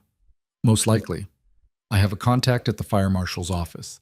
He's running independent tests on the debris. If there's evidence of accelerants or explosive devices, he'll find it. And if he does, then we have proof someone tried to kill Adrian, which changes everything. The police investigation becomes criminal. The board has to take it seriously. David's position becomes much weaker if it looks like Adrian was targeted." Elena leaned back in the chair. "David wouldn't be stupid enough to actually kill Adrian, would he?" "David? No. But David knows a lot of people who might benefit from Adrian's death. Competitors, enemies, investors who'd profit from market chaos." Catherine's expression was grim. "The explosion happened during the engagement party. Maximum witnesses, maximum chaos. Whoever did it wanted it public, to send a message. Or to make it look accidental. Hard to prove murder when there are 300 potential suspects in the room." Elena thought about that night. The explosion, the screaming, Vanessa running away, everyone scattering like rats from a sinking ship. "How many people knew about the party?" she asked. "It was announced publicly 2 weeks in advance. Guest list was published in 3 society magazines. Anyone could have known. So we're looking for someone who had access to the building, knowledge of the party, and a reason to want Adrian dead. That's about half of Manhattan's power structure. Adrian doesn't make friends. He makes competitors and enemies. Sometimes it's hard to tell the difference." Elena's phone rang. "The hospital," she answered immediately. "Dr. Patel?" "Mrs. Cade, Adrian's asking for you. His vitals are stable, but he's agitated. I think you should come." "I'm on my way." She grabbed her coat. Catherine stood. "I'll drive you. We can talk more in the car." They made it to Mount Sinai in 20 minutes. The guard recognized Elena this time, waved them through without the escort. Adrian was sitting up when they entered, arguing with a nurse about his medication schedule. I don't need sedatives. I need to think clearly. Mr. Cade, you need rest. I'll rest when I'm dead, which might be soon, so let me stay awake while I can. The nurse looked at Elena helplessly. I'll handle it, Elena said. The nurse left, clearly grateful to escape. Catherine waited in the hallway, giving them privacy. You're being difficult, Elena told Adrian. I'm being practical. They want to dope me up so I'm easier to manage, but I can't afford to be foggy right now. He gestured to his laptop on the bedside table. David made a move. Check your email. Elena pulled out her phone. New message from David Chen sent to the entire board. In light of Adrian's upcoming surgery and continued uncertainty about his recovery, I'm calling for an emergency board vote to establish interim leadership protocols. This is not a removal of Adrian as CEO, but rather a practical measure to ensure company stability during his medical treatment. Vote scheduled for Tuesday at 9 a.m. He's moving the timeline up, Elena said. He's not waiting for the 60 days. Of course not. He knows I'm having surgery Wednesday. If the vote happens Tuesday and I'm removed even temporarily, I'll be going into surgery without my position secured. And if something goes wrong during surgery, you come out without a company to return to. Exactly. Adrian's jaw was tight. He's smart. I'll give him that. Can he do this? We had an agreement. The agreement was to table discussion for 60 days. He's not discussing. He's acting. Technically, he's within his rights as a board member to call for a vote on interim protocols. Elena wanted to throw something, preferably at David Chen's smiling face. So what do? We fight. You call every board member personally tonight. Remind them that voting to undermine me 2 days before major surgery makes them look heartless. Apply pressure. Make them uncomfortable. And if that doesn't work? Adrian was quiet for a moment. Then we go nuclear. What does that mean? It means I've been building leverage on David Chen for 10 years. Insurance policies in case he ever came after me directly. I was hoping not to use them, but he pulled a flash drive from the drawer beside his bed. This contains evidence of financial irregularities in David's investment fund. Nothing illegal, but deeply embarrassing. The kind of thing that makes investors nervous and regulators curious. Elena took the flash drive. You've been sitting on this for 10 years? I've been sitting on this because mutually assured destruction works better than actual destruction. David knows I have information on him. I know he has information on me. We stay in balance. But if he pushes this vote through, you destroy him. We destroy him. You're the one who'll have to leak it. I'll be in surgery Wednesday morning. You'll need to make the call. Adrian, if I leak this, there's no going back. David will come after me with everything he has. He's already coming after you. This just gives you a weapon to fight back with. Elena stared at the flash drive. Such a small thing. Barely an ounce of plastic and metal, but it contained enough information to end a man's career. How bad is it? She asked. The information on here. Bad enough that David's investors will pull their money. His fund will collapse. He'll be radioactive in financial circles for years. And Vanessa? She'll be collateral damage, but she made her choice when she ran out of that building. Adrian's voice was hard. I don't feel guilty about this, Elena. David tried to take my company while I'm lying in a hospital bed. He knew the rules when he started playing. This isn't a game. Everything's a game. The only question is whether you're willing to play to win. Elena pocketed the flash drive. I'll make the calls tonight. See if I can stop the vote without using this. And if you can't? Then I guess I'll find out what nuclear looks like. Adrian nodded. Some of the tension left his shoulders. Thank you. For what? For not running when this got complicated. It was complicated the moment I pulled you out of that fire. True. But you could still walk away, take the money, and let the board tear itself apart. Elena looked at him, broken, exhausted, still fighting because surrender wasn't in his vocabulary. I could, she said, but I won't. She spent that night in Adrian's penthouse office making phone calls. 9 board members, 9 different conversations, 9 variations of the same message. Voting to undermine Adrian before his surgery was cruel, unnecessary, and politically stupid. Patricia Okonkwo was the easiest. David's being an ass, she said bluntly. I'll vote against the interim protocols. You have my word. Thank you. Don't thank me yet. I'm 1 vote. You need 5. 3 board members didn't answer. They'd see her missed calls and know exactly what she wanted. Cowards hedging their bets. Thomas Warren answered, but was predictably spineless. I understand your position, Mrs. Cade, but we need to think about the company's stability. The company's stable. What you're actually thinking about is whether it's safer to back Adrian or David. And you're choosing David because he's conscious and Adrian's in a hospital bed. That's not fair. It's completely fair. You're a coward, Thomas. You always have been. But at least own it. She hung up on him. 2 more board members gave non-committal answers. Maybe yes, maybe no. We'll see how we feel Tuesday morning. That left 1 call. The hardest one. Harrison Webb answered on the 4th ring. Mrs. Cade, I was wondering if I'd hear from you. Mr. Webb, I want to apologize for my tone earlier today. I was stressed about Adrian's condition and took it out on you. That wasn't professional. Apology accepted. But that's not why you're calling. No, I'm calling about David Chen's proposal for interim leadership protocols. I assumed as much. Harrison was quiet for a moment. You want me to vote against it? Yes. Why should I? David makes good points. Adrian's having major surgery in 2 days. The company needs contingency plans. The company has contingency plans. I have power of attorney. If Adrian's incapacitated, I make decisions on his behalf. That's the contingency. With all due respect, and I mean this genuinely, Mrs. Cade, you're untested. You've been Adrian's wife for 3 days. You've run his company for exactly 0 days. That makes investors nervous. Elena thought about the flash drive in her pocket, the nuclear option. Mr. Webb, can I be honest with you? Please. David Chen isn't proposing interim protocols because he's worried about the company.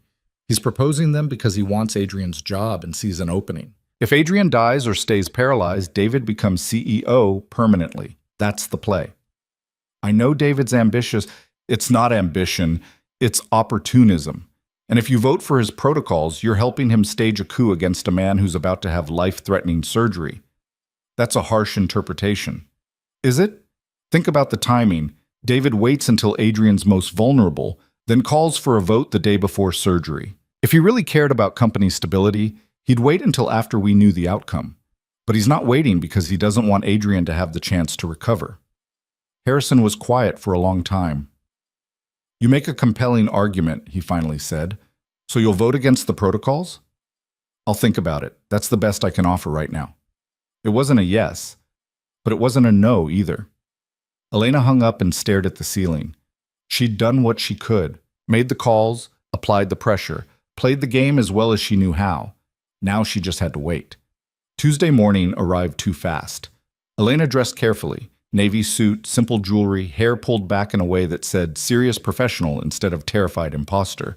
She looked at herself in the mirror and barely recognized the woman staring back. 3 days ago, she was nobody. Now she was about to walk into a boardroom and fight for a company worth billions. The irony wasn't lost on her. Catherine met her in the lobby of Cade Industries. Ready? Catherine asked. No, but I'm going anyway. They rode the elevator in silence. When the doors opened on the 42nd floor, Richard was waiting. 6 votes, he said quietly. David has 6 votes for sure. We have 3. That leaves 3 undecided. Who are the undecideds? Harrison Webb, Thomas Warren, and Linda Zhao. Elena had called all 3 last night. Harrison had been non-committal. Thomas had been spineless. Linda hadn't answered at all. So we need 2 out of 3, Elena said. Yes, and I have no idea which way they'll go.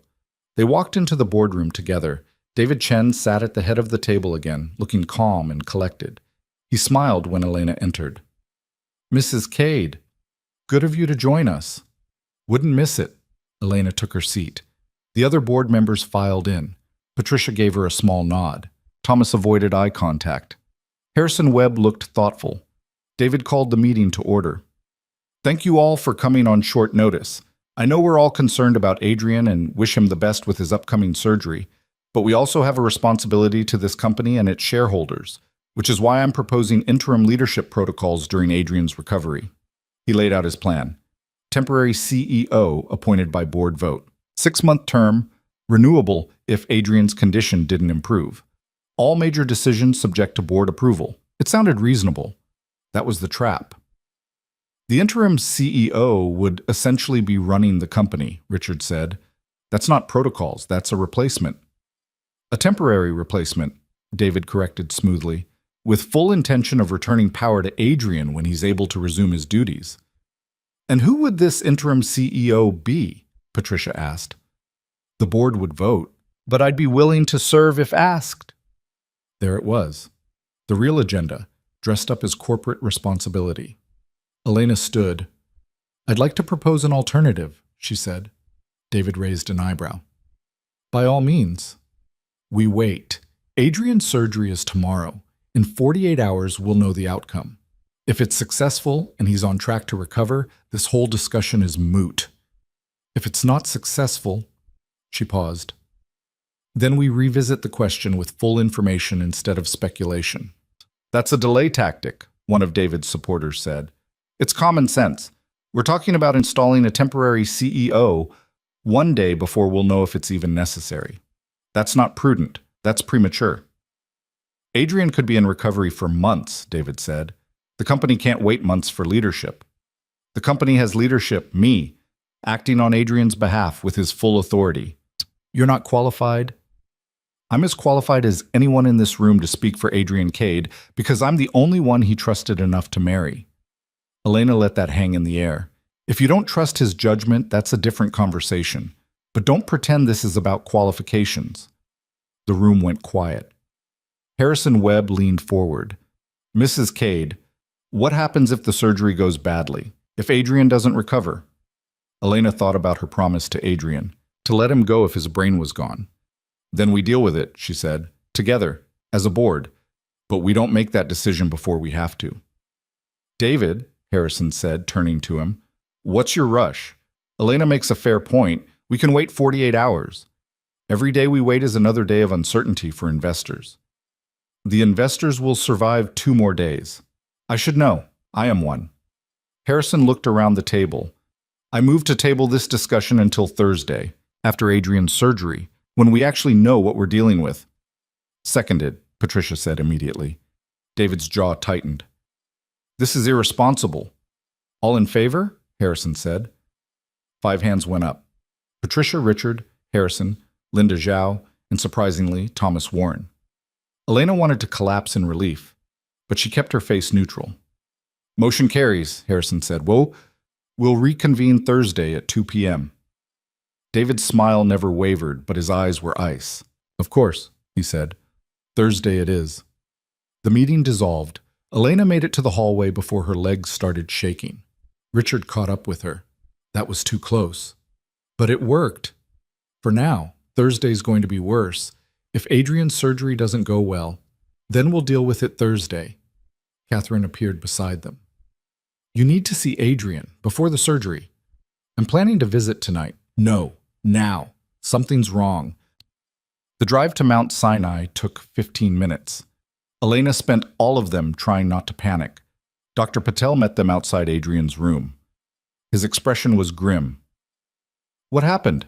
Elena demanded. Adrian's vitals spiked an hour ago. We're not sure why. It could be stress, could be a complication from his injuries. We're running tests. Can I see him? Yes, but he's agitated. Try to keep him calm. Elena pushed into the room. Adrian was sitting up, his face pale and drawn. A nurse was adjusting his IV. Elena. Good. Tell them to stop pumping me full of sedatives. Mr. Cade, your blood pressure is dangerously high. Because I'm stressed, not because I'm having a heart attack. Elena, tell them. The nurse looked at Elena pleadingly. Give us a minute, Elena said. The nurse left reluctantly. Elena sat beside the bed. What's going on?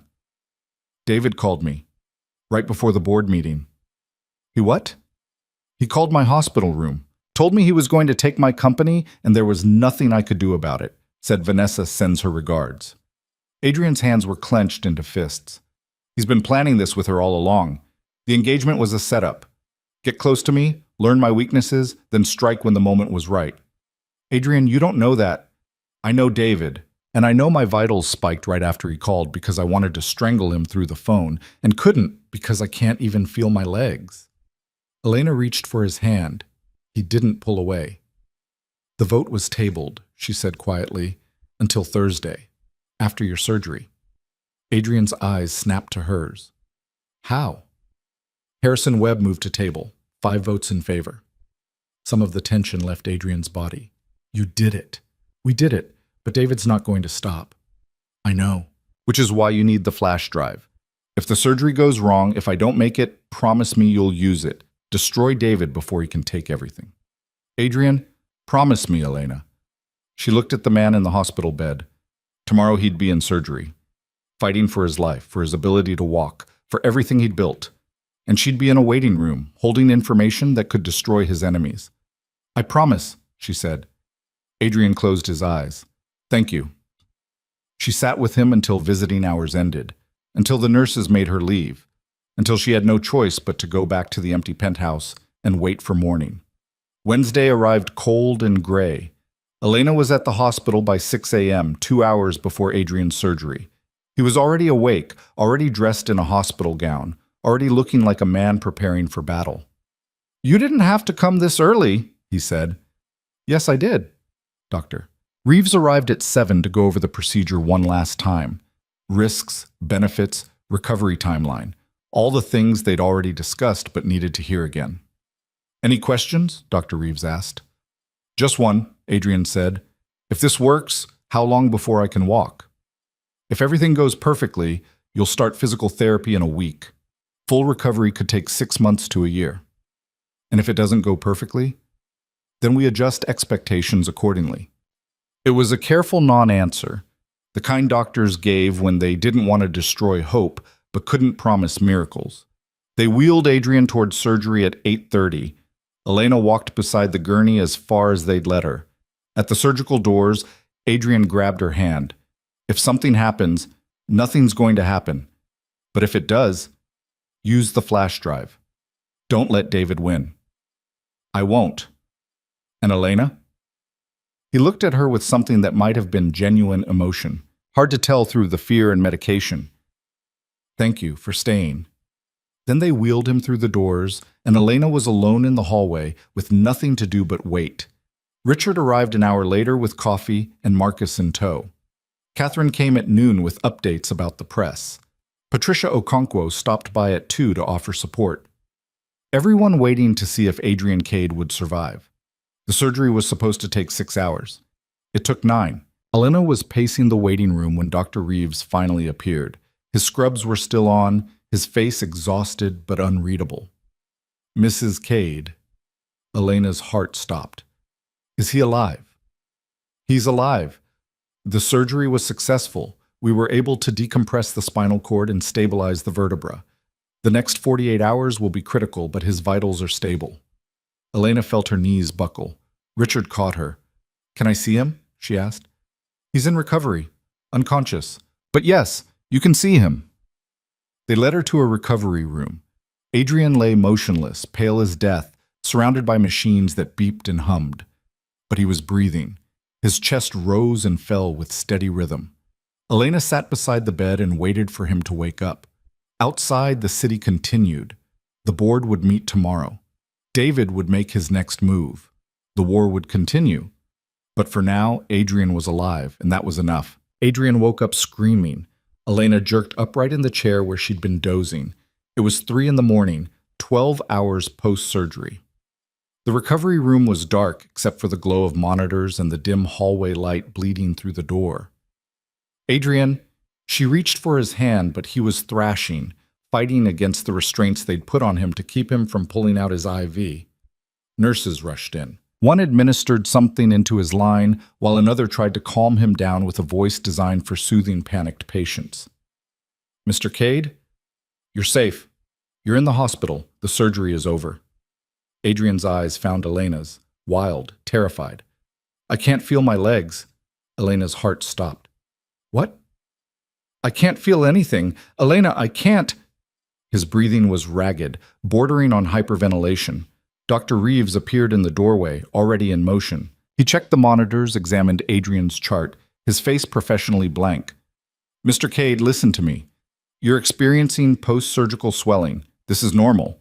We discussed this possibility. You said I might walk again. You didn't say I'd wake up completely numb. The swelling around your spinal cord needs time to decrease. Right now, the nerve signals are being compressed. As the swelling goes down over the next few days, sensation should return." "Should," Adrian said bitterly. "Not will. Should. I can't make promises about neurology. Every patient responds differently." Dr. Reeves adjusted something on one of the machines. "But the surgery went well. The decompression was successful. You need to give your body time to heal." "How much time?" "Days, possibly weeks. We'll monitor your progress carefully." Adrian closed his eyes. His jaw was clenched so tight Elena could see the muscle jumping. The nurse had given him something. His breathing was already slowing, the panic fading into chemically induced calm. "Mrs. Cade, you should get some rest," Dr. Reeves said quietly. "He'll sleep for several hours now." "I'm staying." Dr. Reeves didn't argue. He left with the nurses, and Elena was alone with Adrian again. She watched his chest rise and fall, watched the monitors track his vitals. Outside, the city was dark and quiet, suspended in that dead zone between night and morning. Her phone buzzed. A text from Richard. "Board meeting still on for 2 p.m. today. David's already working the phones. How's Adrian?" Elena typed back. "Alive. Unconscious. No sensation in his legs yet." The response came immediately. "Shit. That's not good for Thursday." No, it wasn't. If Adrian couldn't demonstrate recovery, David would use it as ammunition. The temporary CEO protocols would pass. Adrian would wake up from surgery to find his company taken from him. Elena looked at her purse where the flash drive sat in an inside pocket. Insurance. Leverage. The nuclear option. She pulled out her phone and opened the encrypted files Catherine had sent her. Background research on every board member, financial records, personal histories, everything Catherine could dig up in 72 hours. David Chen's file was the thickest. Investments, charitable foundations, family connections. On paper, he was clean, respectable, a pillar of New York's financial community. But Catherine had highlighted 3 transactions from 6 years ago. Large cash movements through shell companies. Nothing technically illegal, but the kind of thing that made regulators ask uncomfortable questions. The flash drive Adrian had given her would connect those transactions to a tax avoidance scheme that skirted the edge of legality. Not enough to prosecute, but enough to destroy his reputation with investors who valued stability above all else. Mutually assured destruction, Adrian had called it. The Cold War between powerful men who knew too much about each other. Elena had 6 hours until the board meeting. 6 hours to decide if she was really willing to detonate a bomb that would hurt not just David, but Vanessa, and anyone else who'd invested with him. She closed the files and tried to sleep. Morning arrived too fast and too bright. Elena woke to find Adrian awake and staring at the ceiling. "How long have you been up?" she asked. "An hour, maybe 2, can't tell anymore." He didn't look at her. "I still can't feel my legs." Dr. Reeves said it could take days. I know what he said. I also know what he didn't say. That there's a chance the surgery didn't work. That I might never walk again. Elena sat up, her back protesting from the terrible hospital chair. "You don't know that yet." "I know I have a board meeting in 6 hours, and I can't even sit up without help." "That's what I know." His voice was flat, defeated. It scared Elena more than his anger had. "The meeting's at 2, she said. "I can handle it." "Can you? Because David's not going to stop. He smells blood, and right now I'm bleeding out in a hospital bed while he circles." "Then I'll use the flash drive." Adrian finally looked at her. "You said you'd try to avoid it." "I tried. But if David pushes the vote through today, we're out of options. So I'll leak the information, tank his reputation, make him toxic, and destroy any chance of negotiating with him in the future. Once you go nuclear, there's no walking it back." "I know." Adrian studied her face. "You've changed." "What?" 5 days ago, you were invisible. Now you're talking about destroying one of the most powerful men in New York without blinking. That's not the woman who used to bring me coffee." Elena thought about that. About the assistant who'd spent 3 years being overlooked. About running into a burning building while everyone else ran away. About signing a marriage license and walking into a boardroom and fighting for something that wasn't even hers. Maybe I was always this person, she said. I just needed a reason to stop hiding. Adrian was quiet for a moment, then, after this is over, after we know if I can walk, if the company survives, if any of this was worth it, what are you going to do? I don't know. Take my $10 million and disappear, I guess. Isn't that the deal? That was the deal, but deals change, people change. He paused. You could stay. Not as my assistant, as a real partner in the company, someone with actual power and authority. Elena stared at him. Why would you offer that? Because you've earned it. Because you're better at this than I expected. Because... He stopped, seeming to wrestle with something. Because I trust you, and I don't trust many people. It should have felt like victory. Instead, it felt complicated, messy, like everything else about this arrangement. Let's survive the next 24 hours first, Elena said. Then we can talk about the future. Dr. Reeves arrived at 9 for morning round. He tested Adrian's reflexes, checked his incisions, asked questions about pain levels and sensation. Any improvement? Adrian asked. Some. Your upper body reflexes are strong. That's good. The numbness in your legs is still present, but that's expected at this stage. When will I know if the surgery worked? We'll have a better picture in 72 hours. The swelling should decrease significantly by then. 72 hours, that's 3 days. Yes. The board meeting is today. Dr. Reeves's expression softened slightly. I understand you're under pressure, but your body needs time to heal. Pushing yourself too hard too soon could cause permanent damage. After he left, Adrian turned to Elena. I need to be at that meeting. You can't. You just had major spinal surgery. I can do it remotely, video conference, show them I'm conscious and capable of making decisions. Adrian, you look like you've been hit by a truck. I look like someone who survived an explosion and major surgery. That's not weakness, that's strength. His voice was hard again, the defeat from earlier buried under layers of determination. David's banking on me being absent, on you being alone in that boardroom. If I show up, even just on screen, it changes the dynamic. Elena considered it. Adrian was right about one thing. David expected him to be out of commission. Seeing Adrian conscious and fighting would throw him off balance.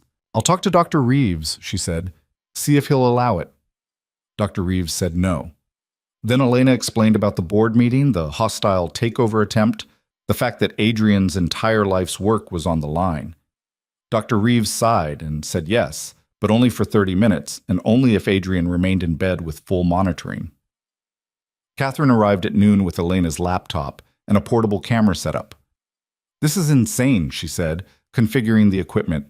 He should be resting. No, tell him that. I did. He told me to mind my own business. Catherine adjusted the camera angle. How are you holding up? I haven't slept more than 3 hours at a time since Saturday. I've gotten death threats, marriage proposals from strangers who think I'm a gold digger, and approximately 600 interview requests. How do you think I'm holding up? Better than I expected, honestly. Catherine pulled up the video conferencing software. The fire marshal's report came back. Preliminary findings suggest an accelerant was used. They're officially calling it arson. Elena felt ice in her stomach. Someone really did try to kill him. Yes, the police are opening a criminal investigation, which means reporters are going to be crawling all over this story. You need to prepare for that. Can we use it? The arson finding, to show the board that Adrian's a victim, not a liability. Maybe, but it also makes him a target. Some board members might see that as a reason to distance themselves. Catherine finished the setup. There, you'll be able to patch Adrian in whenever you're ready. Richard arrived at 1:30 to escort Elena to Cade Industries. In the car, he briefed her on what to expect. David's got 7 votes locked. We have 3, me, Patricia, and Marcus just confirmed he's with us. That leaves 2 undecided. Harrison Webb, and who else? Linda Zhao. She's been quiet, but her investment fund has been losing money. She might vote for stability over loyalty. So we need both of them. Yes. And I have no idea which way they'll go. The boardroom was already full when Elena arrived. David sat at the head of the table again, looking calm and confident. He smiled when he saw her. Mrs. Cade, I heard about Adrian's surgery. How is he recovering? He's stable. Thank you for asking. I'm glad, though I'm surprised he's not here. Even remotely, one might think he's too incapacitated to participate. There was the angle. Adrian was too weak to lead, therefore temporary measures were necessary. Elena set up her laptop at the opposite end of the table from David. Adrian will be joining us shortly. He wanted to give everyone an update directly. David's smile tightened almost imperceptibly. How thoughtful. The other board members took their seats. Patricia gave Elena a small nod of support. Thomas Warren looked nervous. Harrison Webb was unreadable. At exactly 2 p.m., David called the meeting to order. Thank you all for coming. Before we begin, I want to acknowledge that this is a difficult time for Adrian, and we all wish him a speedy recovery. However, we also have a fiduciary duty to this company's shareholders. Which brings us to today's discussion, interim leadership protocols during Adrian's medical leave. Before we get into that, Elena interrupted, Adrian would like to address the board. She opened the video connection. Adrian's face appeared on screen, pale and drawn, but conscious and focused. Several board members leaned forward in surprise. Gentlemen, ladies, Adrian's voice was rough but steady. Thank you for your concern about my health. As you can see, I'm alive and my mind is functioning just fine, which means there's no need for interim leadership protocols. Adrian, David said smoothly, no one's questioning your mental capacity, but you're recovering from major surgery. The company needs full-time leadership, not someone who's divided between running a business and healing from trauma. I've been running this company from hospital beds, vacation homes, and the back of cars for 20 years. Location doesn't matter. Results do. With respect, you were healthy during those times. Now you're paralyzed. You can say it, David. I'm paralyzed. Possibly permanently. But my legs didn't build Cade Industries. My mind did. And my mind is sharp enough to know exactly what you're trying to do here. The temperature in the room dropped 10 degrees. I'm trying to protect this company, David said, his smile never wavering. You're trying to take it. There's a difference. Adrian leaned forward slightly, wincing at the movement. But here's what you don't seem to understand. I didn't build this empire by being easy to push around. I built it by being smarter, meaner, and more ruthless than anyone else in the room. That hasn't changed just because I can't walk. Adrian, I think you're being... Let me finish. You want to install yourself as temporary CEO? Fine, call the vote. But understand that if you do, I will make it my life's mission to destroy you. I will dig into every questionable deal you've ever made, every corner you've cut, every line you've crossed, and I will burn your reputation to the ground. Elena watched David's face. The smile was still there, but his eyes had gone cold. Is that a threat? David asked. It's a promise. You know I have the resources. You know I have the information. The only question is whether you're stupid enough to push me into using it. Several board members shifted uncomfortably. This wasn't how civilized people conducted business. This was war, naked and brutal.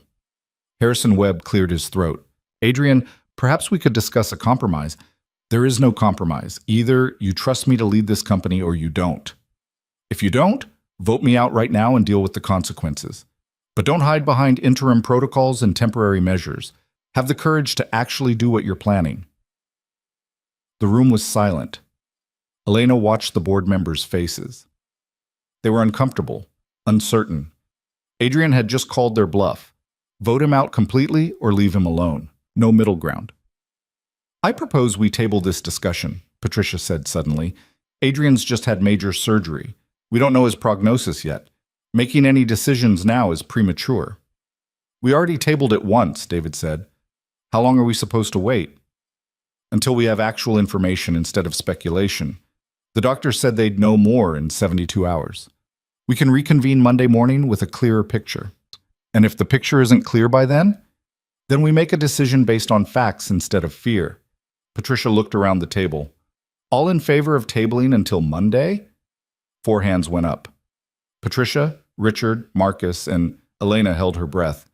Harrison Webb. All opposed? 6 hands, David in his block. A tie.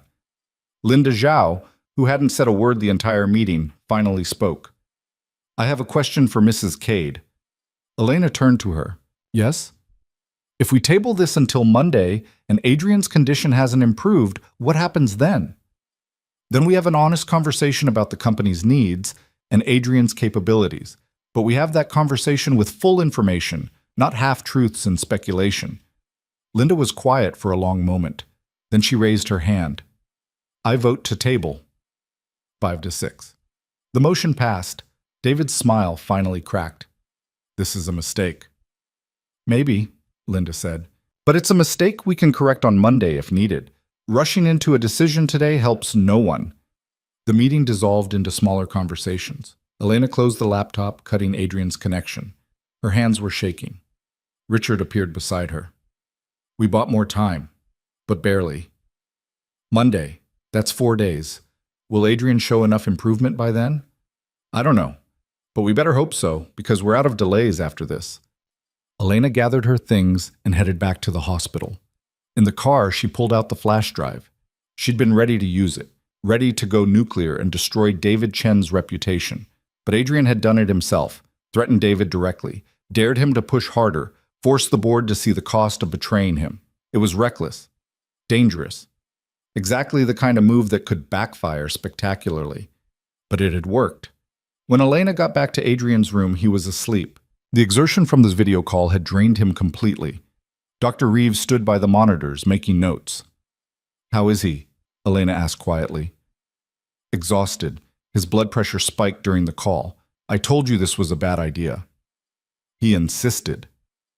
He's stubborn. That's not the same as being right. Dr. Reeves turned to face her. Mrs. Cade, I need you to understand something. Your husband just had major spinal surgery. His body needs rest to heal. Every time he pushes himself like this, he risks complications, infection, blood clots, permanent nerve damage. I know. Do you? Because from where I'm standing, it looks like you're enabling him to destroy himself for the sake of his company. The accusation stung because it was partly true. What am I supposed to do? Elena asked. Tell him to give up? To let David Chen take everything he built while he lies here helpless? I'm saying there are worse things than losing a company, like losing your life or your ability to ever recover. Dr. Reeves's expression softened slightly. I've seen this before. Driven people who can't accept limitations. They push and push until their bodies break completely. Don't let Adrian become one of them. He left Elena alone with her guilt and the sleeping man who just threatened to destroy his enemies from a hospital bed. She sat in the chair and watched Adrian sleep. His face was peaceful for once, the pain lines smoothed away by medication and exhaustion. Her phone buzzed. Catherine. Did you hear? Catherine said without preamble. Hear what? The police arrested someone in connection with the explosion, a former contractor who worked on Adrian's building. They found evidence he was paid to plant the device. Elena's blood went cold. Who paid him? He's not talking, but his bank records show a deposit of $50,000 2 days before the explosion. The money was wired from a shell company in the Cayman Islands. Can they trace it? Maybe. The FBI's involved now since it crosses international lines, but shell companies are designed to hide ownership. It could take months to unravel. Or it could be David. Or it could be any of Adrian's 100 other enemies. The contractor did work for 3 different real estate developers, including 2 of Adrian's biggest competitors. Elena felt a headache building behind her eyes. So we still don't know who tried to kill him. No, but at least we know it was deliberate. That might help with the board. Shows Adrian's a victim, not a risk. After Catherine hung up, Elena sat in the dark room trying to process everything. Someone had paid to have Adrian killed. The explosion wasn't random. It was calculated, planned. Someone wanted him dead badly enough to hire professionals, and that someone was still out there. She must have dozed off because she woke to Adrian's voice. Elena? She jerked upright. What? What's wrong?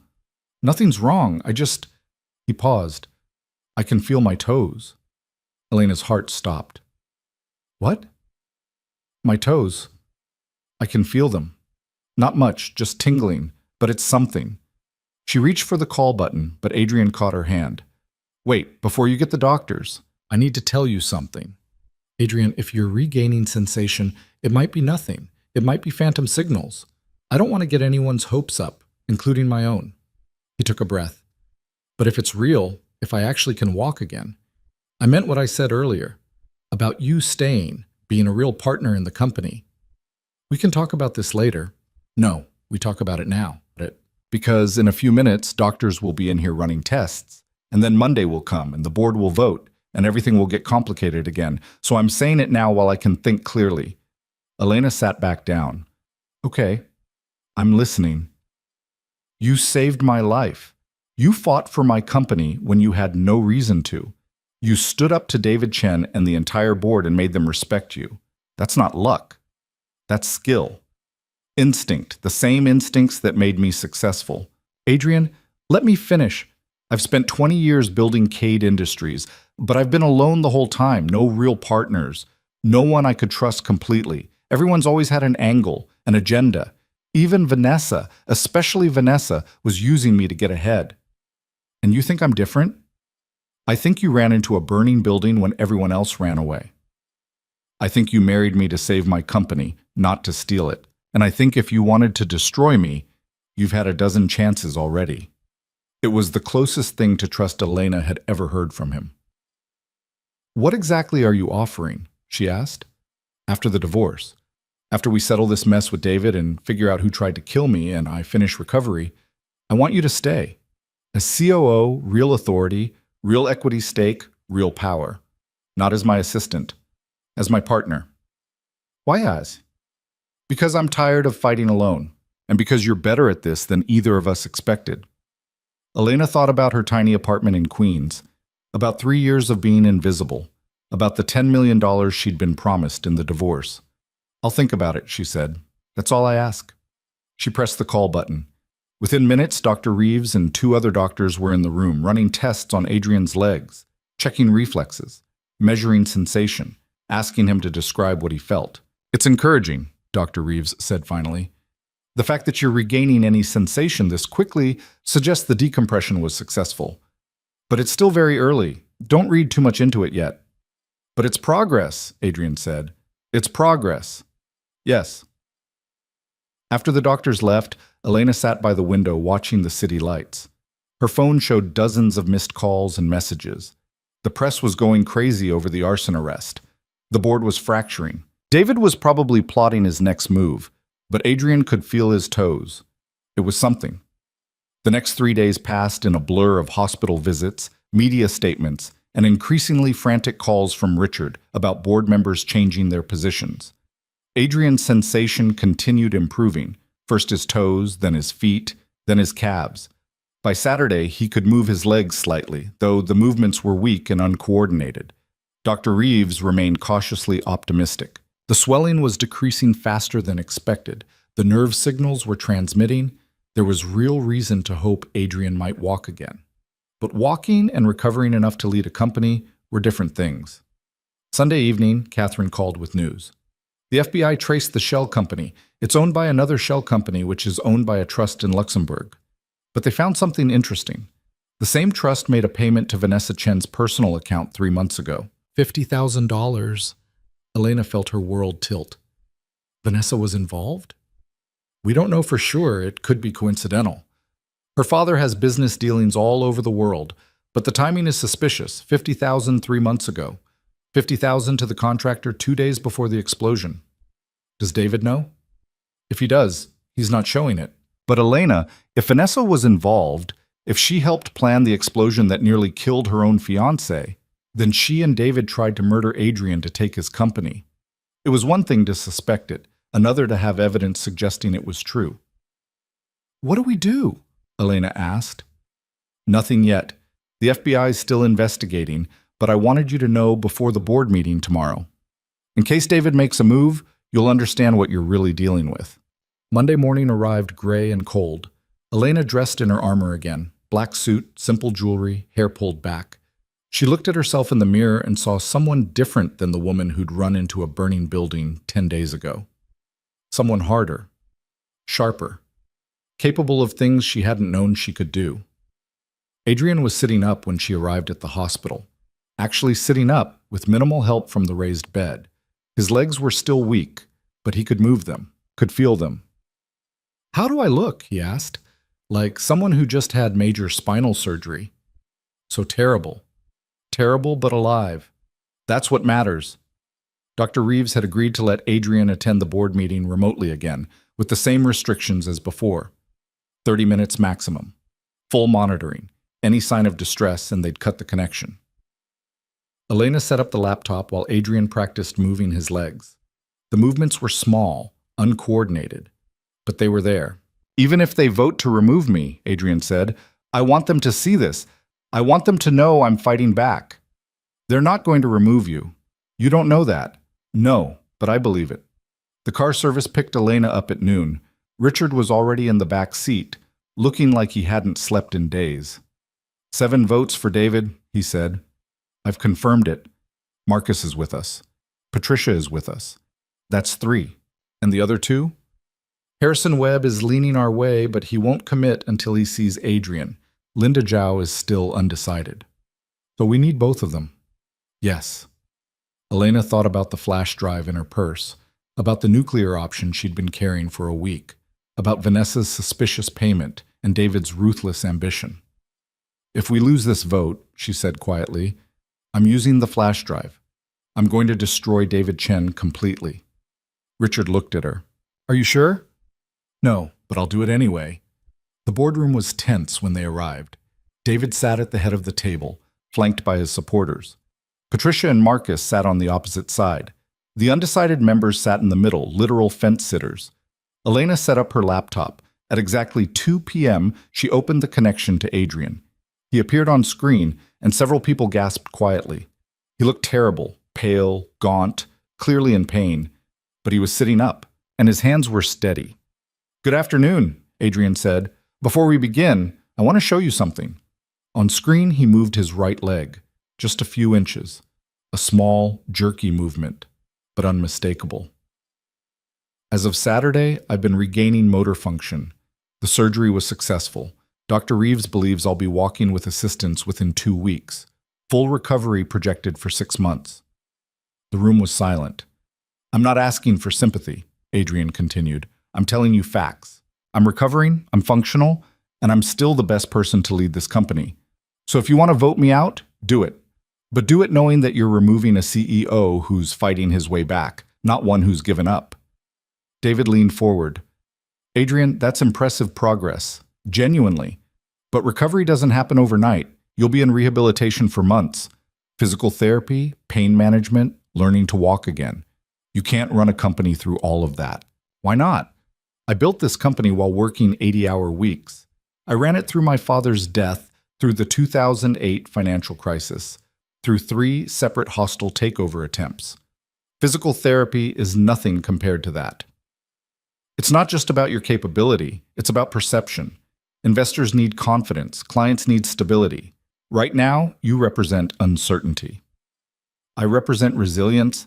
I represent someone who survived an assassination attempt and came back fighting. Adrian paused. Or did you think I didn't know about the arrest? About the contractor who was paid to plant that bomb?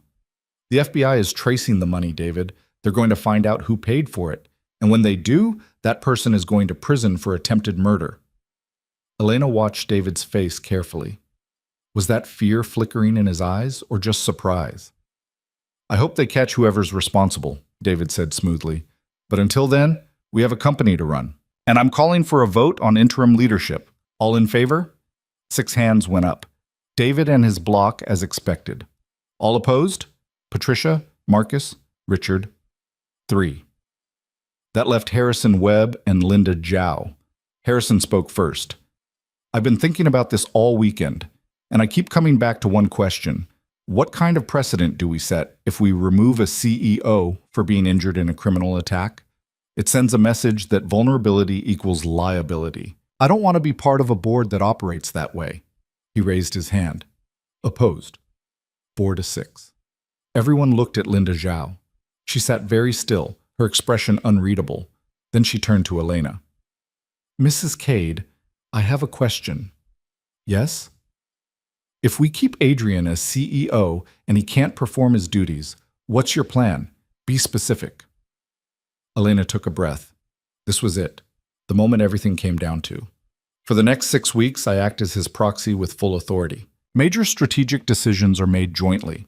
Day-to-day operations run through me. After 6 weeks, we reassess based on Adrian's progress. If he's walking and functional, he resumes full duties. If not, we discuss alternatives. But we do it as partners working toward the same goal, not as adversaries trying to take power. And what's to stop you from making decisions that benefit you instead of the company? Nothing. Except that I have no reason to sabotage the company that's making me wealthy.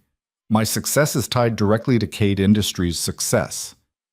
If it fails, I lose everything. Linda considered this. And if Adrian doesn't recover, if 6 weeks from now he still can't walk, then we'll need to have a harder conversation, but we'll have it with 6 weeks of actual data instead of speculation based on fear. Linda was quiet for a long moment. Then she looked at Adrian on the screen. "Can you stand?" she asked. Adrian's jaw tightened. "Not yet. But you're trying? Every day?" That's all I needed to know. Linda raised her hand. Opposed. 5-6. The motion failed. David's face went carefully blank. "This is a mistake." "Maybe," Linda said, "but it's our mistake to make." The meeting ended in uncomfortable silence. Elena closed the laptop, cutting Adrian's connection. Her whole body was shaking. They'd won. Barely. By the thinnest possible margin. But they'd won. Richard grabbed her arm. "We need to leave. Now. Before David can corner anyone and change their minds." They made it to the elevator before Elena's knees gave out. Richard caught her, held her up until the doors closed and they were safely descending. 6 weeks, Richard said. That's all we bought. If Adrian doesn't show significant improvement by then, he will. You don't know that. I have to believe it, because the alternative is unthinkable. When Elena got back to the hospital, Adrian was asleep again. The effort of the video call had exhausted him completely. Dr. Reeves was checking his vitals. How did it go? We won, for now. Good, because he needs to focus on recovery, not corporate warfare. Dr. Reeves made a note on Adrian's chart. His progress is remarkable, but it's fragile. Too much stress could cause setbacks. I'll try to minimize the stress. See that you do. Because next time I won't allow him to participate in any meetings. Medical orders. Elena sat beside Adrian's bed and watched him sleep. His face was peaceful. The pain lines smoothed away. Her phone buzzed. Catherine. FBI just called. They've identified the person who owns the Luxembourg Trust. Elena's heart started pounding. Who? David Chen. The world stopped. Are you sure? Positive. The trust was set up 20 years ago as part of his estate planning. He's the sole beneficiary. So David paid Vanessa, and Vanessa's money went to the contractor who tried to kill Adrian. That's what it looks like. The FBI is bringing them both in for questioning tomorrow. Elena felt something cold settle in her chest. David Chen had tried to murder Adrian, had planted a bomb at an engagement party, had nearly killed 300 people just to get rid of one man who stood in his way. What happens now? Elena asked. Now David Chen goes to prison, and you and Adrian get to watch him burn. Elena hung up and looked at Adrian sleeping peacefully. They'd won the battle. The board vote was over. Adrian was recovering, but the war was far from finished. The FBI arrived at David Chen's office at 6:30 the next morning. Elena watched the news coverage from Adrian's hospital room, her coffee gone cold in her hands. Cameras captured federal agents walking David out in handcuffs, his expensive suit looking suddenly cheap under the harsh morning light. His lawyer was already there, shouting about wrongful arrest and overreach. But David's face told the real story. He looked like a man who'd finally been caught. Vanessa was arrested 2 hours later at her father's house in the Hamptons. The footage showed her in yoga pants and an oversized sweater, looking nothing like the polished socialite who'd run from a burning building. She didn't fight, didn't protest, just walked to the FBI vehicle with her head down and her hands cuffed behind her back. Turn it off, Adrian said from the bed. Elena muted the television. You don't want to see this? I've seen enough. David's finished, Vanessa's finished. The rest is just theater. But his voice was tight, strained. Whatever he was feeling about his ex-fiancée being arrested for trying to murder him, he was keeping it locked down tight. Dr. Patel arrived for morning rounds with Dr. Reeves in tow. They spent 20 minutes examining Adrian's legs, testing reflexes, measuring the strength of his movements. "The improvement is significant," Dr. Reeves said finally. "You're recovering faster than I expected. If this continues, we can start physical therapy tomorrow. Real therapy, not just the exercises we've been doing in bed." "Can I stand?" Adrian asked. "Not yet. Your muscles have atrophied significantly. We need to rebuild strength gradually or risk injury." "How gradually?" "Days? Possibly weeks?" "Patience, Adrian. You're doing well, but pushing too hard could set you back." After the doctors left, Adrian stared at the ceiling in silence. Elena knew that look. He was calculating, planning, already 10 steps ahead of everyone else. "The board's going to fracture," he said finally. David was the center of the opposition. With him gone, his bloc loses cohesion. Some will come crawling back. Others will try to position themselves as the new opposition leader. Let them try. You have 6 weeks to recover. We'll deal with them when the time comes. 6 weeks isn't enough. Not if I can't walk into that boardroom and show them I'm whole again. "You don't need to be whole. You just need to be functional." Adrian turned to look at her. "Is that what you think? That functional is enough?" "I think you're alive when you should be dead. I think you're moving your legs when doctors said you might never feel them again. Yes, functional is enough. It's everything." He was quiet for a moment, then, "The police want to interview me about David and Vanessa. They're coming this afternoon." "Do you want Catherine here?" "Yes, and I want you there too." "Adrian, I'm not your lawyer. You're my wife. You were there the night of the explosion. Your testimony matters as much as mine." The word wife still felt strange. They'd been married for 12 days. 12 days of chaos in hospitals and corporate warfare. Not exactly a traditional honeymoon. The detectives arrived at 2 p.m. A man and a woman, both in their 40s, both with the kind of tired eyes that came from seeing too much darkness. Catherine met them in the hallway and established ground rules. Adrian would answer questions, but briefly. He was still recovering from surgery. Any sign of fatigue and the interview ended. Detective Martinez, the woman, took the lead. "Mr. Cade, can you walk us through the events of the engagement party, starting from when you arrived?" Adrian recounted the evening with clinical precision.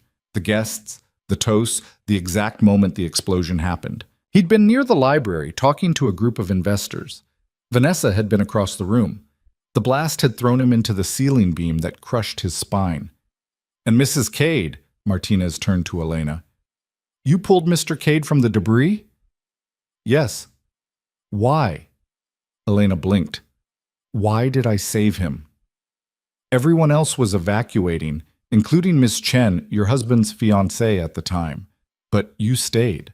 Why?" "Because he would have died if I didn't." "That's not an answer. People make choices in crisis situations based on instinct and self-preservation. You chose to risk your life for your employer. That's unusual." Elena felt the detective's eyes on her, sharp and assessing. "I don't know what you want me to say. I saw someone who needed help, and I helped him. Even though helping him put you in danger." "Yes," Martinez made a note. "Ms. Chen's lawyers are claiming she was in shock, that she didn't abandon Mr. Cade intentionally, she was simply traumatized and fleeing danger." "Do you recall her state of mind when you saw her?"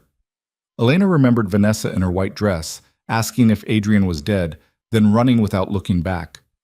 "She seemed scared, but coherent. She asked if Adrian was alive. I told her to call 911, and she left."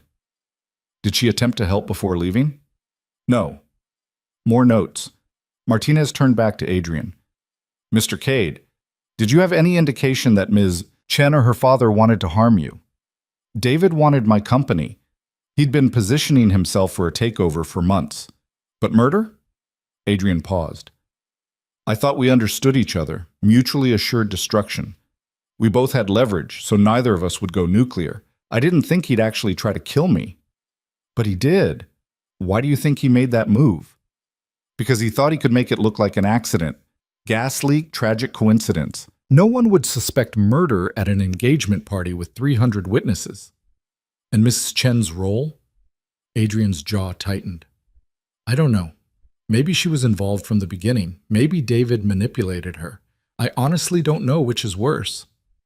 The interview lasted another hour. Questions about business dealings, threats, enemies, anyone who might have wanted Adrian dead. The list was long. Adrian had burned a lot of bridges building his empire. But the evidence all pointed to David and Vanessa. The money trail was clear. The contractor had already confessed to everything except who specifically gave him the orders, but the payment came from David's trust. That was enough for attempted murder charges. After the detectives left, Adrian looked exhausted. "Get some rest," Elena said. "Can't. Physical therapy starts tomorrow. I need to be ready." "Adrian, I'm going to walk again, Elena. I don't care what it takes.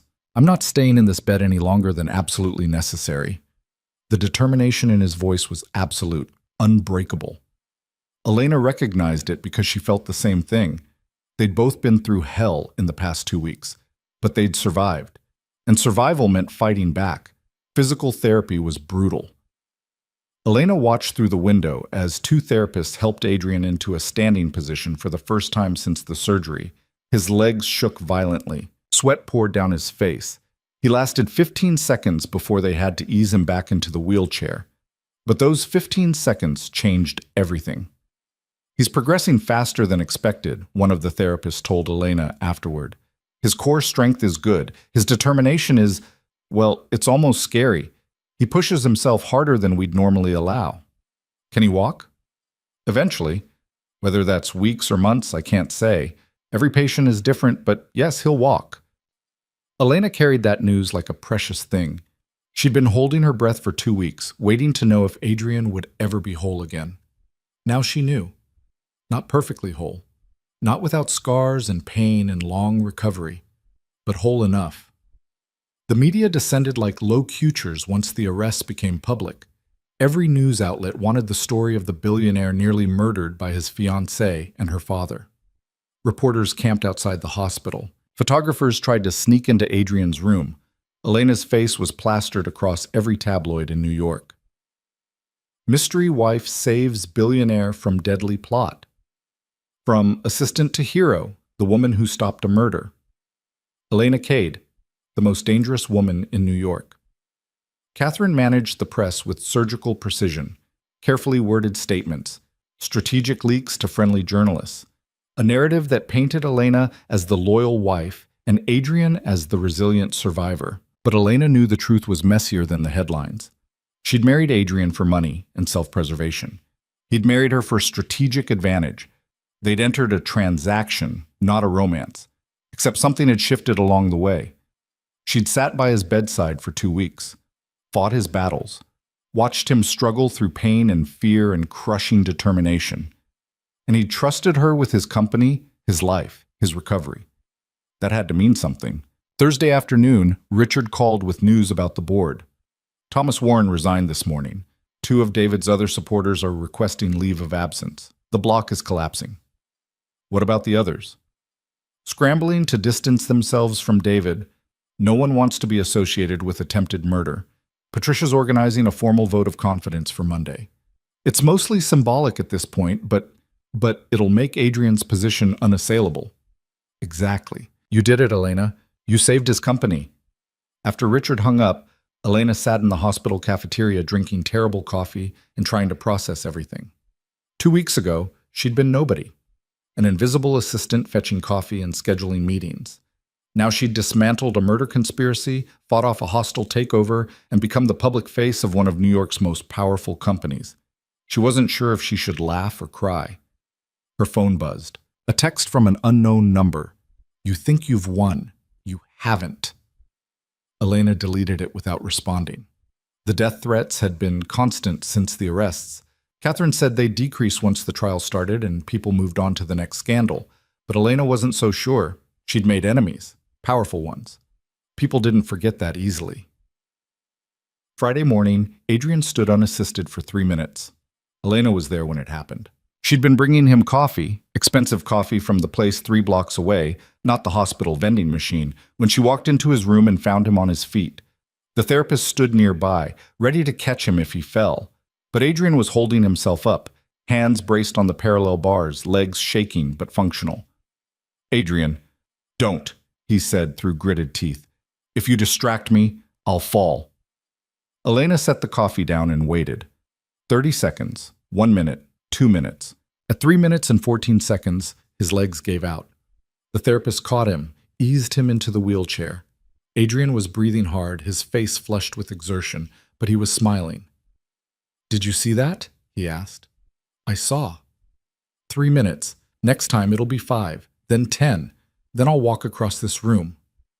Adrian, you just had major surgery 3 weeks ago.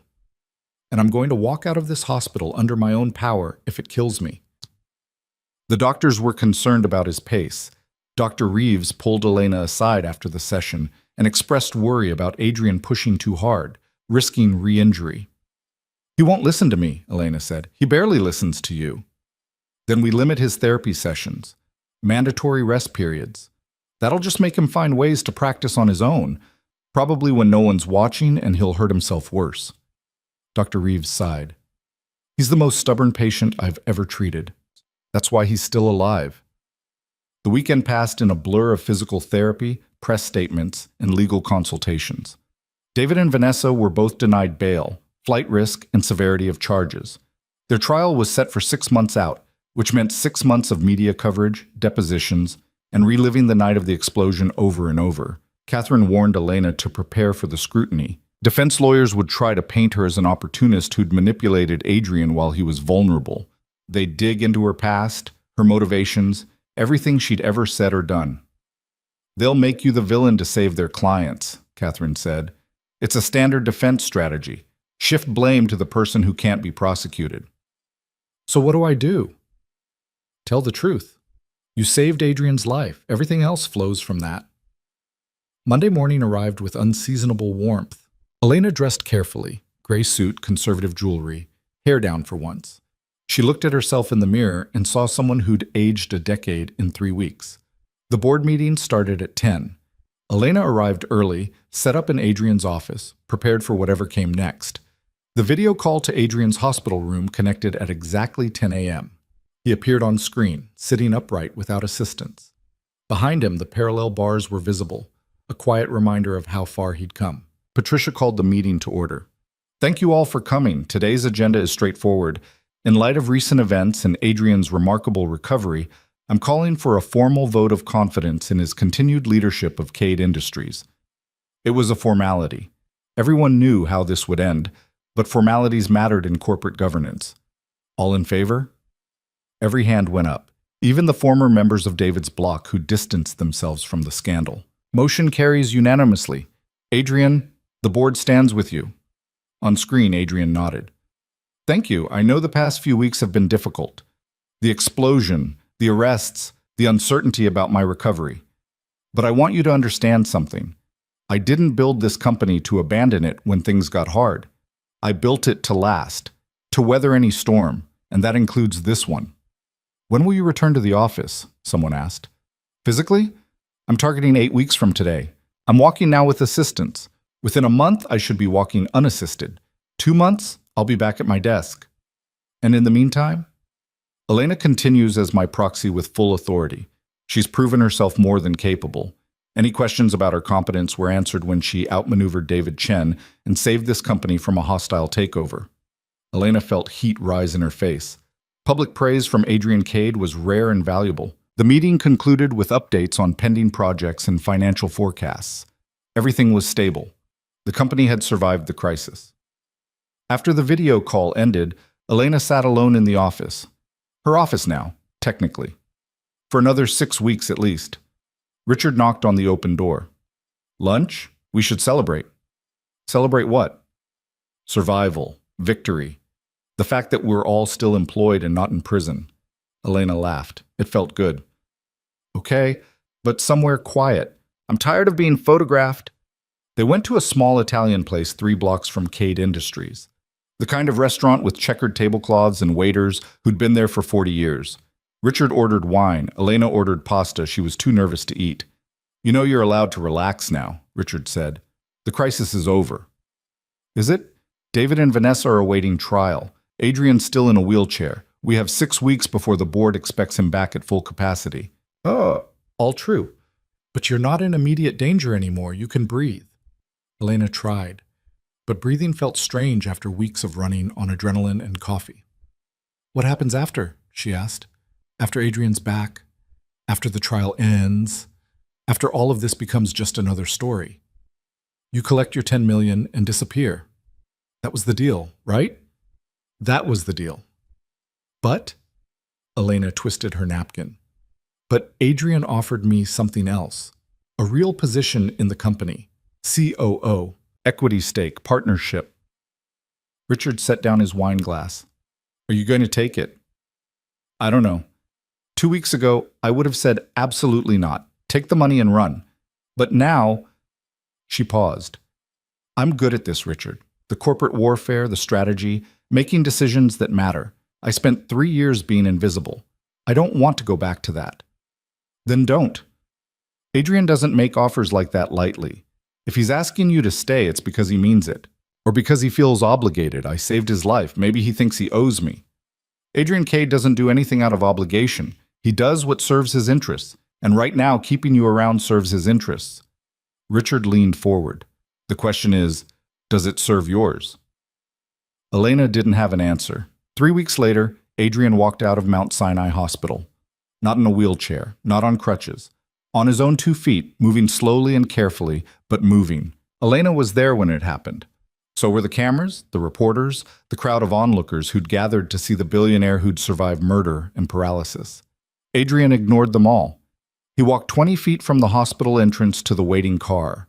20 feet that took 3 minutes. 20 feet that represented 6 weeks of brutal physical therapy and determination that bordered on obsession. He made it to the car and turned back to wave at the crowd. The cameras went wild. Tomorrow's headlines were already written: Miracle Recovery and the Man Who Wouldn't Stay Down. Inside the car, Adrian collapsed against the seat, breathing hard. That was stupid, Elena said. You could have used the wheelchair. I could have, but I didn't. He looked at her. Because I needed them to see. I needed everyone, the board, the investors, the press, David Chen in his jail cell, to see that I'm not broken. I'm not finished. I'm back. The car pulled away from the hospital. Adrian was going home for the first time since the explosion. Not to the penthouse where it happened, that was still a crime scene.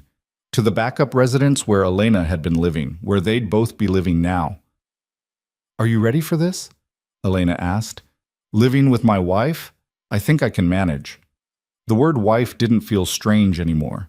They'd been married for 6 weeks, had fought together, survived together, built something neither of them had expected. But they'd never actually lived together. Never had a normal conversation that wasn't about board meetings or medical updates. Never figured out what they were beyond the transaction that had brought them together. The penthouse felt different with Adrian in it, more lived in, less like a museum Elena was afraid to touch. He moved through the space slowly, relearning the geography. The physical therapist had been here yesterday, installing grab bars in the bathroom and adjusting furniture to make everything accessible. But Adrian refused to use any of it. I don't need modifications, he'd said. I need to get stronger. That night, they had dinner together for the first time. Takeout from the Italian place Elena had discovered, eaten at the massive dining table that seated 12. This is weird, Elena said. What is? This. Acting like a normal married couple when we both know this isn't real. Adrian set down his fork. Isn't it? It's a business arrangement. We both agreed to that. We agreed to a lot of things 6 weeks ago. Most of them are irrelevant now. What does that mean? Adrian was quiet for a moment.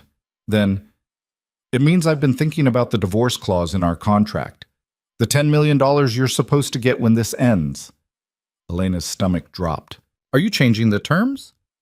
I'm questioning whether we need to end it at all. Adrian, hear me out. The past 6 weeks, you've been more than just someone playing a role. You saved my life, fought for my company, made decisions I would have made if I'd been conscious. We work well together, Elena, better than I expected. That doesn't mean we should stay married. Why not? We're already legally bound, already living together, already running a company as partners. Why dissolve something that's working? Elena stood, needing space. Because it's not real. We don't love each other. We barely know each other outside of crisis management and corporate warfare. Love is overrated. I love Vanessa, or thought I did. Look how that ended. But partnership, real partnership based on trust and mutual benefit, that's worth something. You're talking about a marriage of convenience. I'm talking about a marriage that works.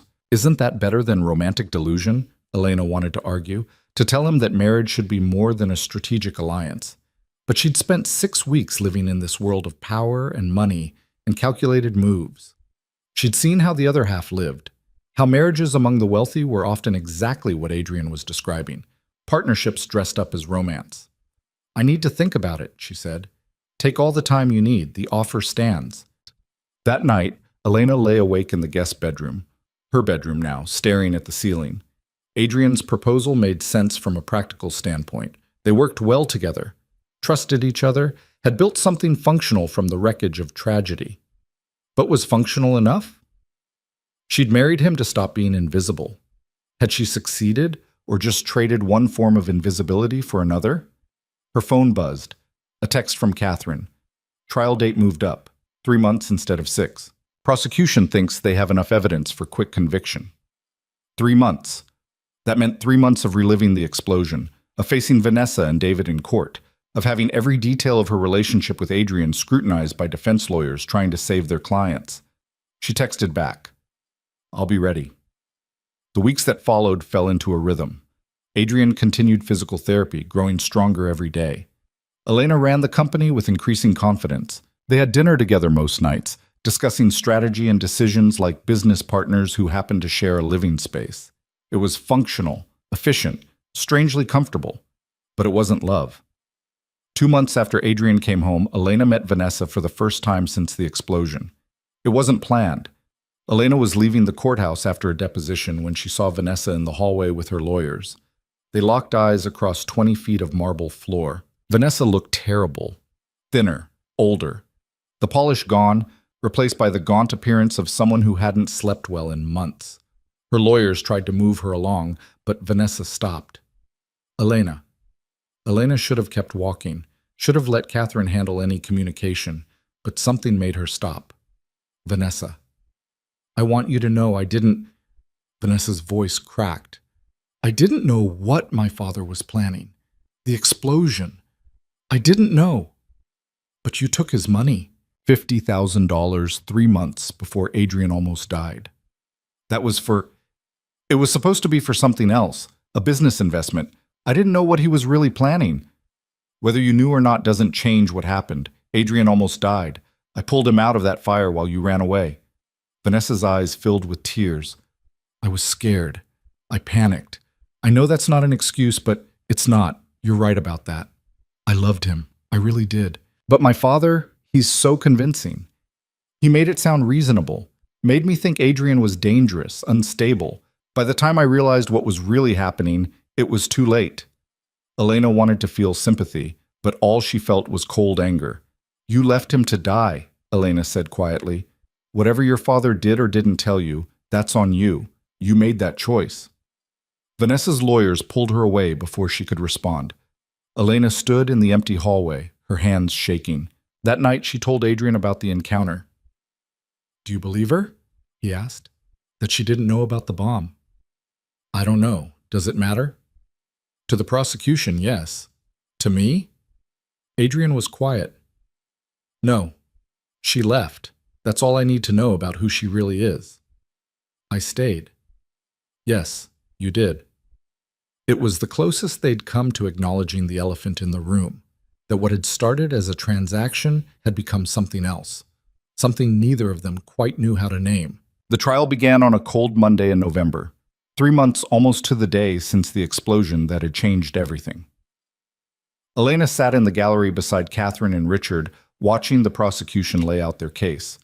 The money trail, the contractor's testimony, the forensic evidence from the explosion site. It was damning and thorough.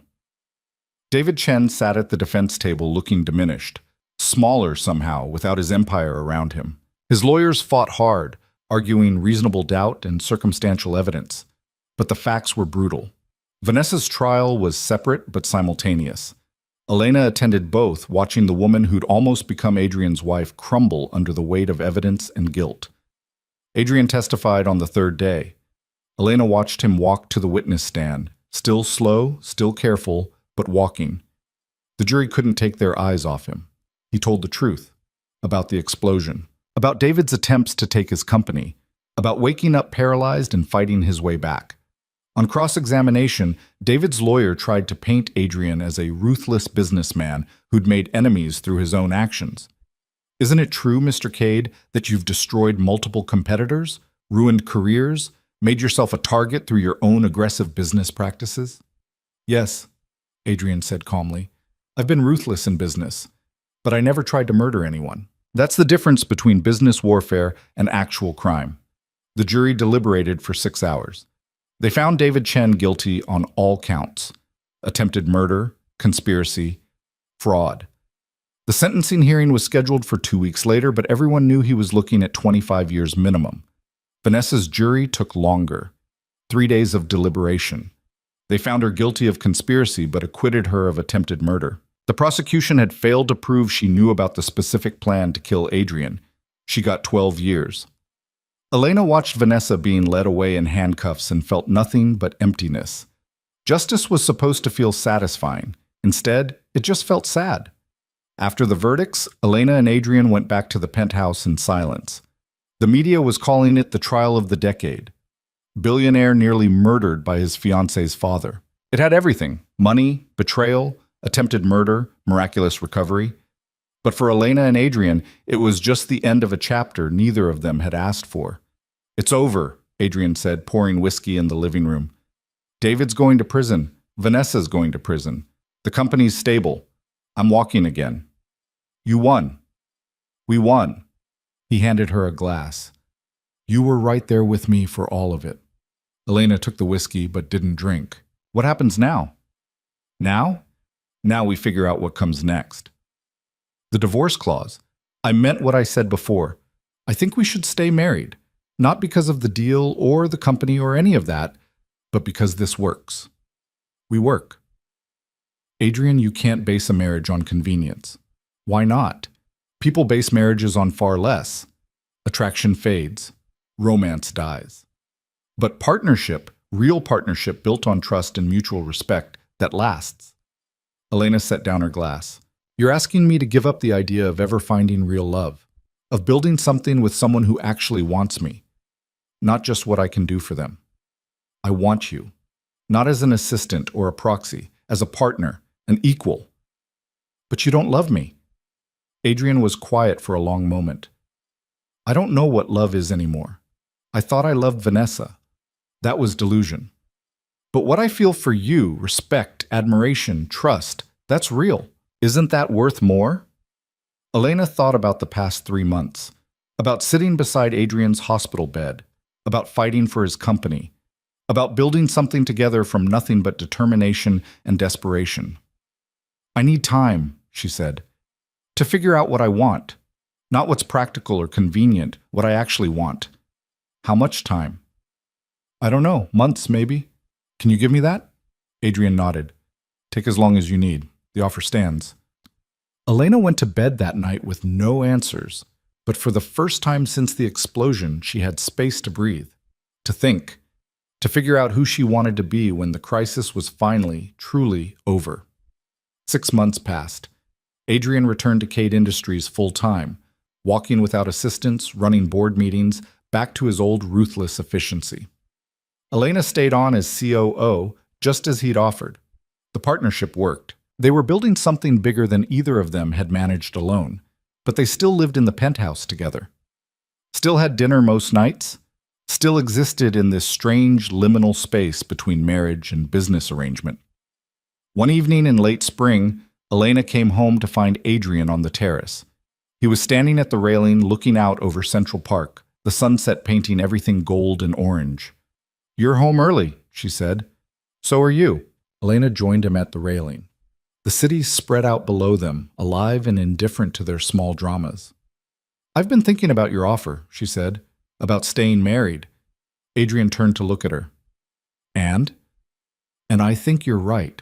about partnership being worth more than romantic delusion, about what we've built together being real and valuable. But I need you to know that I didn't just marry you for money, and I'm not staying just for the company. I'm staying because—" She paused, searching for the right words. "Because you saw me when no one else did. Because you trusted me when you didn't have to. Because this thing between us, whatever it is, it matters to me." Adrian reached for her hand. It was the first time they'd touched intentionally, not just for show or necessity. His palm was warm against hers. "It matters to me too," he said quietly. "I don't know if this will ever be love. Not the romantic kind people write songs about. Maybe not, but maybe that's okay. Maybe what we have is better, more honest." Elena leaned against the railing, still holding his hand. "So we stay married. We stay married, real partners. No exit clause, no timeline. Just us, figuring it out as we go." "That sounds terrifying." "It does, doesn't it?" Adrian smiled. "But we've survived worse." That night, for the first time, Elena moved her things from the guest bedroom to the master suite. Not because she had to, because she chose to. They slept in the same bed, careful and uncertain. Two people learning how to be vulnerable after months of armor and survival. It wasn't perfect, but it was real. 1 year after the explosion, Elena stood in the same terrace where she and Adrian had decided to stay married. But this time, the space was filled with people. A small gathering. Richard and Catherine, Patricia Okonkwo from the board, Marcus the lawyer, a few of Adrian's business associates who'd proven themselves trustworthy, and Adrian walking toward her without assistance, moving with the slight stiffness that would probably never fully go away but was barely noticeable anymore. "Ready?" he asked. Elena looked down at her dress. Simple, elegant, nothing like the hospital gown she'd been wearing in her mind for months. Ready for what? To celebrate. He gestured to the crowd. 1 year since the explosion, since you saved my life, since everything changed. This is morbid, Adrian. Who celebrates the anniversary of almost dying? Someone who's grateful to be alive. Someone who wants to acknowledge that the worst night of his life led to the best year. Elena felt unexpected tears prick her eyes. The past year had been brutal. Recovery and trials and learning how to be partners in every sense of the word. But it had also been transformative. She was COO of a multi-billion-dollar company. She had real power, real authority. She'd stopped being invisible, and she'd found something with Adrian that she hadn't expected. Not traditional love, maybe, but partnership, trust, a foundation that felt solid in ways romance never had. "Speech," someone called from the crowd. Adrian raised his glass. 1 year ago, someone planted a bomb at my engagement party. They intended to kill me. They nearly succeeded, but they didn't account for one thing. He turned to Elena. They didn't account for the woman who would run into a burning building while everyone else ran away, who would drag me down 43 flights of stairs, who would fight for my company and my life when she had every reason to walk away. The crowd was silent, listening. Elena Cade saved my life. But more than that, she gave me something I didn't know I needed. A real partner. Someone who challenges me, matches me, makes me better. This year hasn't been easy, but it's been worth it. All of it. He raised his glass higher. To survival, to second chances, to the people who stay when everything falls apart. To staying, the crowd echoed. Elena clinked her glass against Adrian's. Across the terrace, the sun was setting over Manhattan. The same view she'd had that first night when everything was still uncertain and terrifying. But now she had answers. Not all of them, maybe not even most of them. But enough. She'd stayed when she could have run. And in staying, she'd found herself. Later that night, after the guests had left and the city had gone dark, Elena and Adrian stood on the terrace together. "I have something to tell you," Elena said. Adrian turned to look at her. "Should I be worried?" "Maybe. Probably not. I don't know." She took a breath. "I'm pregnant." The words hung in the air between them. They'd been careful. Mostly. But careful wasn't the same as perfect. Adrian stared at her. "How long have you known?" 2 weeks. I wanted to wait until after the anniversary to tell you." "Are you—" He stopped. "What do you want to do?" "I want to keep it, if you're okay with that. I know this wasn't part of the plan, Plans change. Adrian reached for her hand again, that simple gesture that had become their anchor. This is good. Scary, but good. You're sure? I'm sure.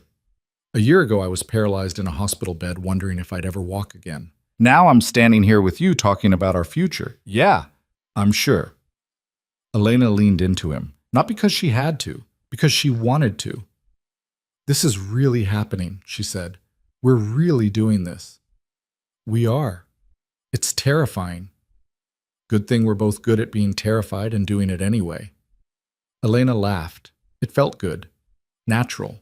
Like something that had been locked away for years finally finding its way out. 9 months later, Elena gave birth to a daughter at 3 a.m. on a Tuesday. Adrian was there, holding her hand through every contraction, every push, every moment of pain and fear and overwhelming joy. When the doctor placed the baby in Elena's arms, she looked down at the tiny face and felt something shift in her chest. Not the crack from a year and a half ago. Something else. Something opening instead of breaking. She has your eyes, Adrian said softly. She has your stubborn chin. We're doomed then. 2 stubborn people raising a stubborn child. Elena looked up at him. At this man who'd been her boss, her husband, her partner, who'd survived assassination and paralysis and fought his way back from the edge. I love you, she said. Adrian went very still. They'd never said those words before, had carefully avoided them, afraid of what they might mean or destroy. You don't have to say that, he said quietly. I know, but it's true, not the romantic delusion kind, the real kind, the kind that's built on trust and partnership and choosing each other every day. Adrian touched their daughter's tiny hand. She wrapped her fingers around his, holding on with surprising strength. I love you too, he said finally. I think I have for a while. I just didn't know how to say it. It wasn't a fairy tale ending. They still fought about business decisions and parenting strategies and who forgot to buy milk. Life continued with all its messiness and complications. But they'd built something real, something that had started in fire and chaos and somehow transformed into family. 2 years after the explosion, Cade Industries announced a new charitable foundation, the Elena Cade Foundation for Trauma Recovery. Millions of dollars dedicated to helping people rebuild after violent crime, medical crisis, and life-altering injury. Elena gave the announcement herself, standing in front of cameras without fear, without the need to be invisible. 2 years ago, I was nobody, she told the assembled reporters. I was invisible, overlooked, someone who existed in the background while important people made important decisions. Then an explosion changed everything. It forced me to choose. Run away or stay, hide or fight, be invisible or step into the light. I chose to stay, and in staying I found out who I really was, someone strong enough to pull a man from a burning building, someone brave enough to fight for what mattered, someone who refused to be invisible anymore. She looked at Adrian standing beside her, their daughter in his arms. This foundation exists because I believe everyone deserves a second chance. Everyone deserves the opportunity to rebuild after tragedy, to find strength they didn't know they had, to become the person they were always meant to be. The greatest power isn't control or money or influence. It's choosing to stay when everything falls apart. It's refusing to give up on yourself or the people who matter. It's building something real from the wreckage of what was. That's what we're doing here. That's what this foundation represents. Second chances, real recovery, the power of staying. The cameras flashed. The reporters shouted questions. But Elena just smiled. She'd stopped being invisible, and she was never going back.